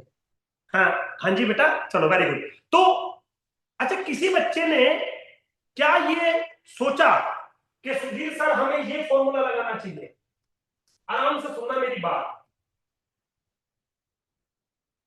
क्या किसी बच्चे ने ये जवाब मुझे देने की सोची? क्यों बाबू, जवाब तुम्हें ये नहीं देना चाहिए था? काम तो सारा बरनौली वाला ही हो रहा था यहाँ। Yes sir. 50 है बाबू, हाँ सर। सैली, है ना? Yes sir. लेकिन ये ना तो 1/100 आएगा और ना तो ये 0 क्लोज टू 0 आएगा, ये तो कुछ और ही आएगा। लेकिन होना ये चाहिए था ना, होना ये चाहिए था ना। अब दूसरा सवाल, हाँ हाँ बाबू बस 5 मिनट दे दो, मेरा काम खत्म हो जाएगा। दूसरा सवाल, अब मुझे हटा दो और आप ले लो किसी बढ़िया से हीरो को। किसका नाम ले लूं? वो कौन है, जैकी श्रॉफ का लड़का कौन है, क्या नाम है उसका? छोड़ो, सलमान खान को ले लो। टाइगर श्रॉफ। हाँ, टाइगर श्रॉफ को ले लो। अगर सेम 50 हीरोइन और टाइगर श्रॉफ उनको ऑफर मारे, आउटकम अभी भी दो ही है, सक्सेस और फेलियर। 50 में से 10 हाँ कर देंगे, प्रोबेबिलिटी बताइए। आप बोलो बोलो, अब भी 0 बोलोगे, अब भी 1/100 बोलोगे, क्या बोलोगे? हाँ जी, नो सर, नो सर। ठीक है। अब एक बात बताओ बेटा, बाबू ये भेदभाव क्यों कर रहे हो? जब आउटकम दो ही थे, सक्सेस और failure, probability of success is P, तो मेरे केस में तो तुमने 0 कर दिया और टाइगर श्रॉफ के केस में तुमने 1 कर दिया। ये भेदभाव क्यों है भाई? सुधीर सर, ये भेदभाव इसलिए है कि आपके इंडिविजुअल सक्सेस की प्रोबेबिलिटी है वेरी क्लोज टू 0। समझ में आया? और टाइगर श्रॉफ के इंडिविजुअल सक्सेस की प्रोबेबिलिटी वेरी क्लोज टू 0 नहीं है। दैट्स व्हाई टाइगर श्रॉफ के केस में 50-10 चलेगा, आपके केस में 0 है, 0 था, 0 रहेगा। जबकि कंडीशन सारी बर्नौली की ही है, आउटकम दो ही है, सक्सेस और फेलियर। तो मेरा ये कहना कि when you apply this formulation, please make sure the P is neither tends to 0 nor tends to 1. Is it acceptable or not? दिमाग लगाइए, थोड़ा सा दिमाग लगाने के लिए बोला है, ज्यादा नहीं, बस थोड़ा सा लगाइए। समझ में आया कुछ? समझ में आया कुछ? पर अगर सर क्लोज टू 1 है P की वैल्यू, तो उससे क्या फर्क पड़ेगा? बाबू एक बात बता, अगर मैं टाइगर श्रॉफ को हटा के सलमान खान को ले आऊं तो प्रोबेबिलिटी है 1, फॉर्मूला तो फिर भी नहीं चलेगा। ये बात तो ये थी कि ये फॉर्मूला कब चलेगा?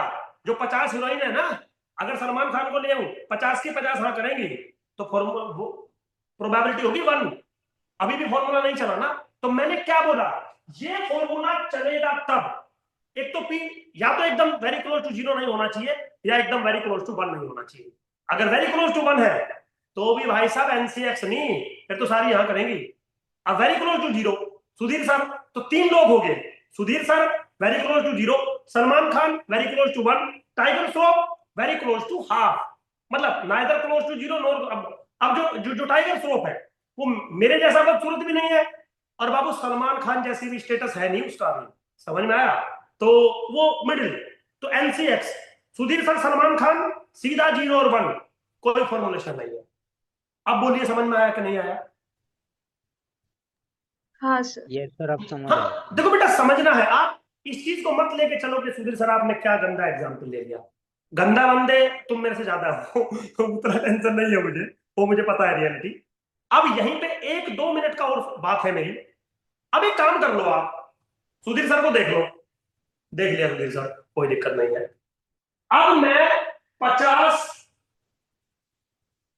नॉर्मल जो फीमेल्स हैं, नॉर्मल लड़कियां, जैसे कॉलेज गोइंग या जॉब गोइंग, मतलब नॉर्मल, समझ गए ना? मतलब मैं हीरोइन की बात नहीं कर रहा हूं, नॉर्मल की बात कर रहा हूं।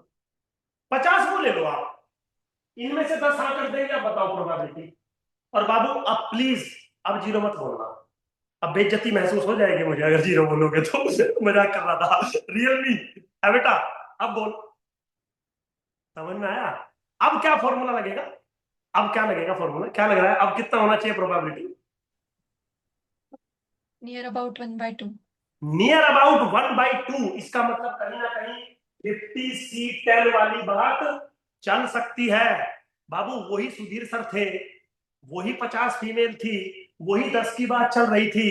अब आप ऐसे इतनी जल्दी पलटी कैसे मार गए? सुधीर सर हम नहीं मारे पलटी। अब आपकी इंडिविजुअल सक्सेस की प्रोबेबिलिटी वेरी क्लोज टू 0 नहीं है, वेरी क्लोज टू 1 नहीं है, वेरी क्लोज टू हाफ है। दैट्स व्हाई फॉर्मूला चलेगा। समझिए?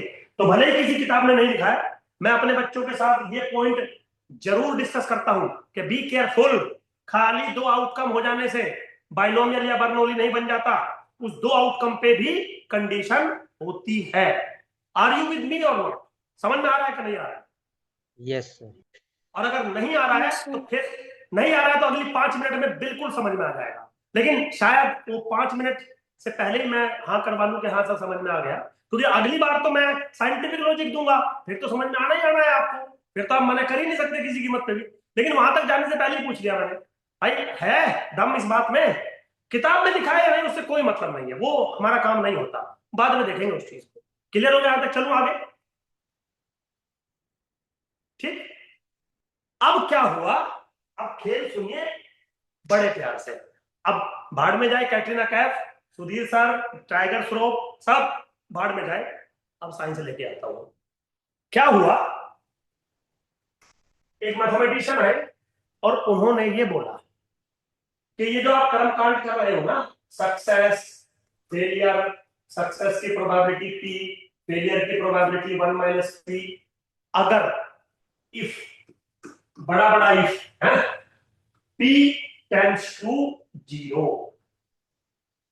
अगर p टेंड्स टू 0 है ना, तो 2-3 बातें आपके साथ में ले। अगर आउटकम 2 है, सक्सेस और फेलियर, और आपको लग रहा है कि सक्सेस के चांसेस बहुत कम है, p टेंड्स टू 0, तो क्या आप ये कह देंगे कि सुधीर सर सक्सेस कभी नहीं मिलेगी? क्या आप ये कह देंगे कि सक्सेस कभी नहीं मिलेगी? हाँ या ना बोलना जरा। No, sir. No No, sir. sir. हाँ, very good very good.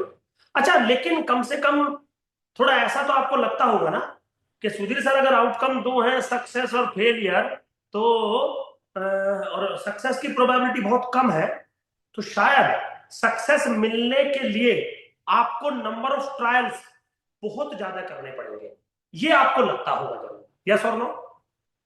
Yes sir. Sir Yes, sir. बिल्कुल एकदम लॉजिकल बात है, ऐसे नहीं समझोगे तो मैं दूसरे तरीके से समझा दूंगा है? चलो, तो क्या हुआ, एक मैथमेटिशियन आए और उन्होंने एक बात बोली कि भाई जो तुम ये सक्सेस और फेलियर चिपका रहे हो, ये अगर individual probability of success very close to 0 है, तो बाबू कम से कम सक्सेस होने के लिए आपको ट्रायल बहुत सारे करने पड़ेंगे, यानी कि जो नंबर ऑफ ट्रायल है n, this is very large, large to infinity.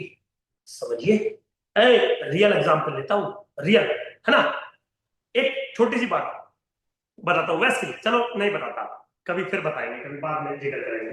तो p अगर टेंड्स टू 0, तो ऑब्वियसली बात है, मेरे दिमाग में आ गया कि नंबर ऑफ ट्रायल्स मुझे बहुत सारे करने पड़ेंगे, तब सक्सेस होने के चांसेस ज्यादा है। मैं ये नहीं कह रहा कि एकदम सक्सेस नहीं हो सकता, बिल्कुल हो सकता है भाई, बिल्कुल हो सकता है, लेकिन जनरली हाइपोथेटिकल अगर हम बात करें तो डाटा, फिर बात हाइपोथेटिकल होगी। अब मेरा एक सवाल है कि क्या आप ये बता सकते हैं मुझे, अगर p tends to 0, n tends to infinity, तो n इंटू p किसके बराबर होगा? n इंटू p किसके बराबर होगा? Finite. हाँ बाबू, हाँ जी, किसके बराबर बनेगा? ऑल दीज ट्रायल्स में सक्सेस मिलना। हाँ हाँ, लेकिन ये नंबर किसके बराबर बन सकता है वो पूछ रहा हूँ। 0 बनेगा, इन्फिनिटी बनेगा, या कोई फाइनाइट नॉन जीरो नंबर बनेगा, ये पूछ रहा हूँ। Finite non-zero. तो नंबर बनेगा पक्का? You are damn sure? Pragya बेटा, you are damn sure? Yes. नहीं। अब यहीं पे ट्विस्ट सुन लीजिए बात का, क्यों सुधीर सर पूरा कैटरीना कैफ, सलमान खान सबको लेके आ गए आज की क्लास में है, और मैंने पहले ही हाथ जोड़ लिए थे आपसे, बेटा बुरा नहीं मानना है किसी बात का, आई एम योर टीचर, तो मेरा काम बस आपको पढ़ाने का है, ठीक। तो अब एक चीज आपको समझाता हूं।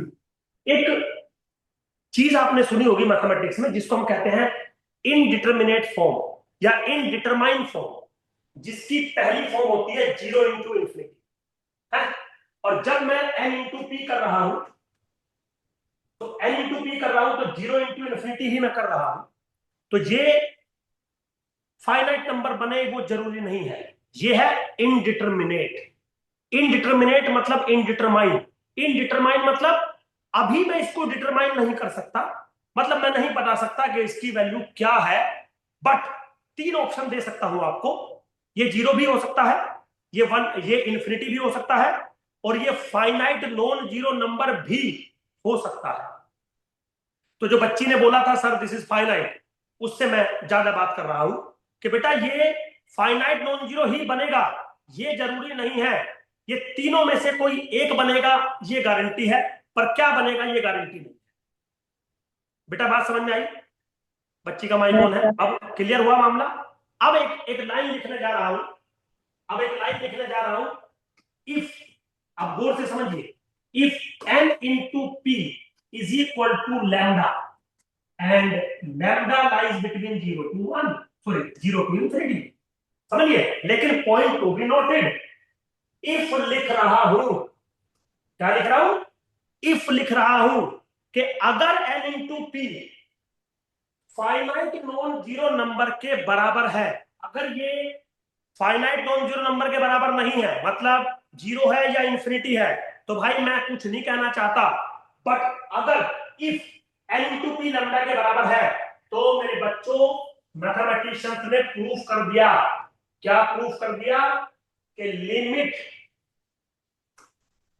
n tends to infinity, p tends to zero, np is equal to lambda, where lambda lies between 0 to infinity, ncx p to the power x q to the power n minus x बराबर बनेगा e to the power minus lambda to the power x upon x factorial k। This is mathematically proved। इसका मतलब अगर Bernoulli trial के अंदर probability of success very close to zero हो जाता है और बाकी चीजें सेटिस्फाई हो जाती हैं इफ वाली, तो ये जो प्रोबेबिलिटी बिहेवियर है, this probability behaviour become this probability behaviour. Now this is Sudhir sir, this is Tiger Shroff, समझिए। This is Sudhir sir with classmate, this is Sudhir sir with Bollywood heroine. Outcome बिल्कुल सेम। ये डिफरेंस कहां से आ रहा है? ये डिफरेंस आ रहा है मेरे बच्चों यहां से। तो बात जो बोली थी गलत नहीं है, आप थोड़ा दिमाग लगाइए, है ना। काम तो वही चल रहा है ना अभी भी, लेकिन बस मेरे जो कहने का जो सेंस है वो थोड़ा डिफरेंट है। तो अब अगर ये लिमिटिंग बिहेवियर है, तो नया रैंडम वेरिएबल बनने लगा जिसमें दो बातें। सबसे पहले तो उस रैंडम वेरिएबल की वैल्यू होगी 0 1 2 3 up to dot dot and up to dot dot infinity, क्योंकि ये बात मैं पहले ही कह चुका हूं आपको। अगर p टेंड्स टू 0 है तो इनफाइनाइट ट्रायल मारने पड़ेंगे, and the probability behaviour become this one. Yes, तो नाम रख दिया this family become Poisson random variable. अब बताइए पॉइजन आपने ऐसा पढ़ा है या नहीं? पढ़ा है ना? चलो मेरे बच्चों, यस सर। समझ में आया? तो एक दिन कोई बच्चा पूछ रहा था, Sudhir sir fan, ceiling fan के गिरने की प्रोबेबिलिटी बताइए। और मैंने कुछ नहीं बोला था, आज बोल रहा हूं पॉइजन, दैट्स इट। क्योंकि सीलिंग फैन गिरने की probability very close to zero होती है। हर रोज गिरते हैं क्या सीलिंग फैन? तेरे ऊपर गिरा है क्या कभी सीलिंग फैन? नहीं। कितने गिरते हुए देखे हैं तूने सीलिंग फैन? सर गिरते गिरते तो नहीं देखे हैं, लाखों करोड़ों अरबों में एक कोई गिरता है। तो प्रोबेबिलिटी ऑफ सीलिंग फैन का गिरना is very close to zero. और जबकि गिर तो सकता है, तो आउटकम तो दो ही है ना, सक्सेस और फेलियर। तो अगर मैं ये पूछ लूं कि भाई इस ऑफिस में या इस दुनिया में कल अगले 5 सेकंड में 500 सीलिंग फैन गिर जाएंगे, तो बर्नौली नहीं चलेगा, बाइनोमियल नहीं चलेगा, पॉइजन चलेगा। क्योंकि सीलिंग फैन का गिरने का individual probability is very close to zero, that's why ऐसा। बात समझ में आ रही है? कुछ थोड़ा सा समझ में आ रहा है? ठीक है बाबू। तो एक नया रैंडम वेरिएबल बनने लगा जिसका हमने नाम रख दिया पॉइजन रैंडम वेरिएबल। कहां से चला, क्या कंडीशन हुई, क्या लगाया, क्या लिमिटिंग वैल्यू हुई, क्या बनाया, वो सब आपके सामने लिखा है। अब जैसे ही अगली स्लाइड खुलेगी सीधा लिखूंगा x follow Poisson lambda lies between 0 to infinity, x will take value 0 1 2 3 up to dot dot infinity, and the probability function is e to the power minus lambda to the power x upon x factorial, that's it। अब कल को इस random variable को analyse करेंगे और आगे का पढ़ेंगे। यहां तक कोई डाउट हो पूछ लीजिए, बोलो बेटा। क्लियर है सब कुछ? Yes sir. ठीक है, कोई Yes, भी यस सर। वेरी गुड मेरे बच्चों। तो कोई बात हो तो बोलो, नहीं तो फिर गुड नाइट तो हो ही गई हमारी। हाँ जी, सब ठीक है ना बेटा? हाँ हाँ जी जी, yes, sir. sir, yes, sir. हाँ वेरी गुड। सर। कोई सजेशन, कोई बात? और बच्चों कितनी बार बोला है भाई, यूट्यूब पे थोड़ा लाइक वाइक कर दिया करो, कमेंट वमेंट कर दिया करो, मेरे को भी देख के अच्छा सा लगता है, ऐसा लग दिया बिल्कुल करो। सर, किया है सर। नहीं नहीं, तूने किया है वो मेरे को दिख जाता है, थोड़ा और कर दिया करो, थोड़ा अच्छा सा लिख दिया करो। है, चलिए भाई। और वो कौन बच्चा था जो बोल रहा था सुधीर सर पर्सनैलिटी तो आपकी मस्त है? बेटा थैंक यू है इन एडवांस, मतलब हो सकता है हम जीवन में कभी ना मिले, बट फिर भी तेरे को मैंने थैंक यू बोल दिया। चलिए, मजाक कर रहा था, आदत है मेरी, क्योंकि हंसने से आपके ब्लड का सर्कुलेशन फ्लो बढ़ता है, आपके माइंड की कैपेसिटी बढ़ती है। तो कोशिश किया करो हमेशा मुस्कुराने की, हंसने की और टेंशन ना लेने की। समझ गया ना? तो टेंशन का काम होता है भाई, वो तो आती है, अब हम उसको लेते हैं कि नहीं वो हमारे ऊपर डिपेंड करता है। तो मेरा कहने का साथ रहता है कि कोशिश किया करो ना लें भाई, आगे तू आ जा, गेट से बाहर चली जा, यहाँ तेरी कोई जगह नहीं है, तो ज्यादा बेटर रहता है जीवन। नहीं तो sir it was a really good experience statistics, हाँ वो बेटा सब बेस्ट है। थोड़ा बोल दिया करो मेरे को ना, थोड़ा इंग्लिश इंग्लिश पढ़ने में देखो बेटा दिक्कत आती है, या फिर तुम मेरी बेइज्जती करते हो कि सुधीर सर देखो आपसे पढ़ा नहीं जाएगा, उतना मैं पढ़ लेता हूँ, उतना मैं पढ़ लेता हूँ। चलिए, या बेइज्जती करने के मूड में रहते हो कि सुधीर सर चलो आज आपकी बेइज्जती करते हैं, थोड़ा इंसल्ट करते हैं, कोई दिक्कत नहीं है, ऐसी कर सकते हो, आपका अपना ही हूं मैं, तो आप जो मर्जी करिए। चलिए बेटा मेरे बच्चों, गुड नाइट। थैंक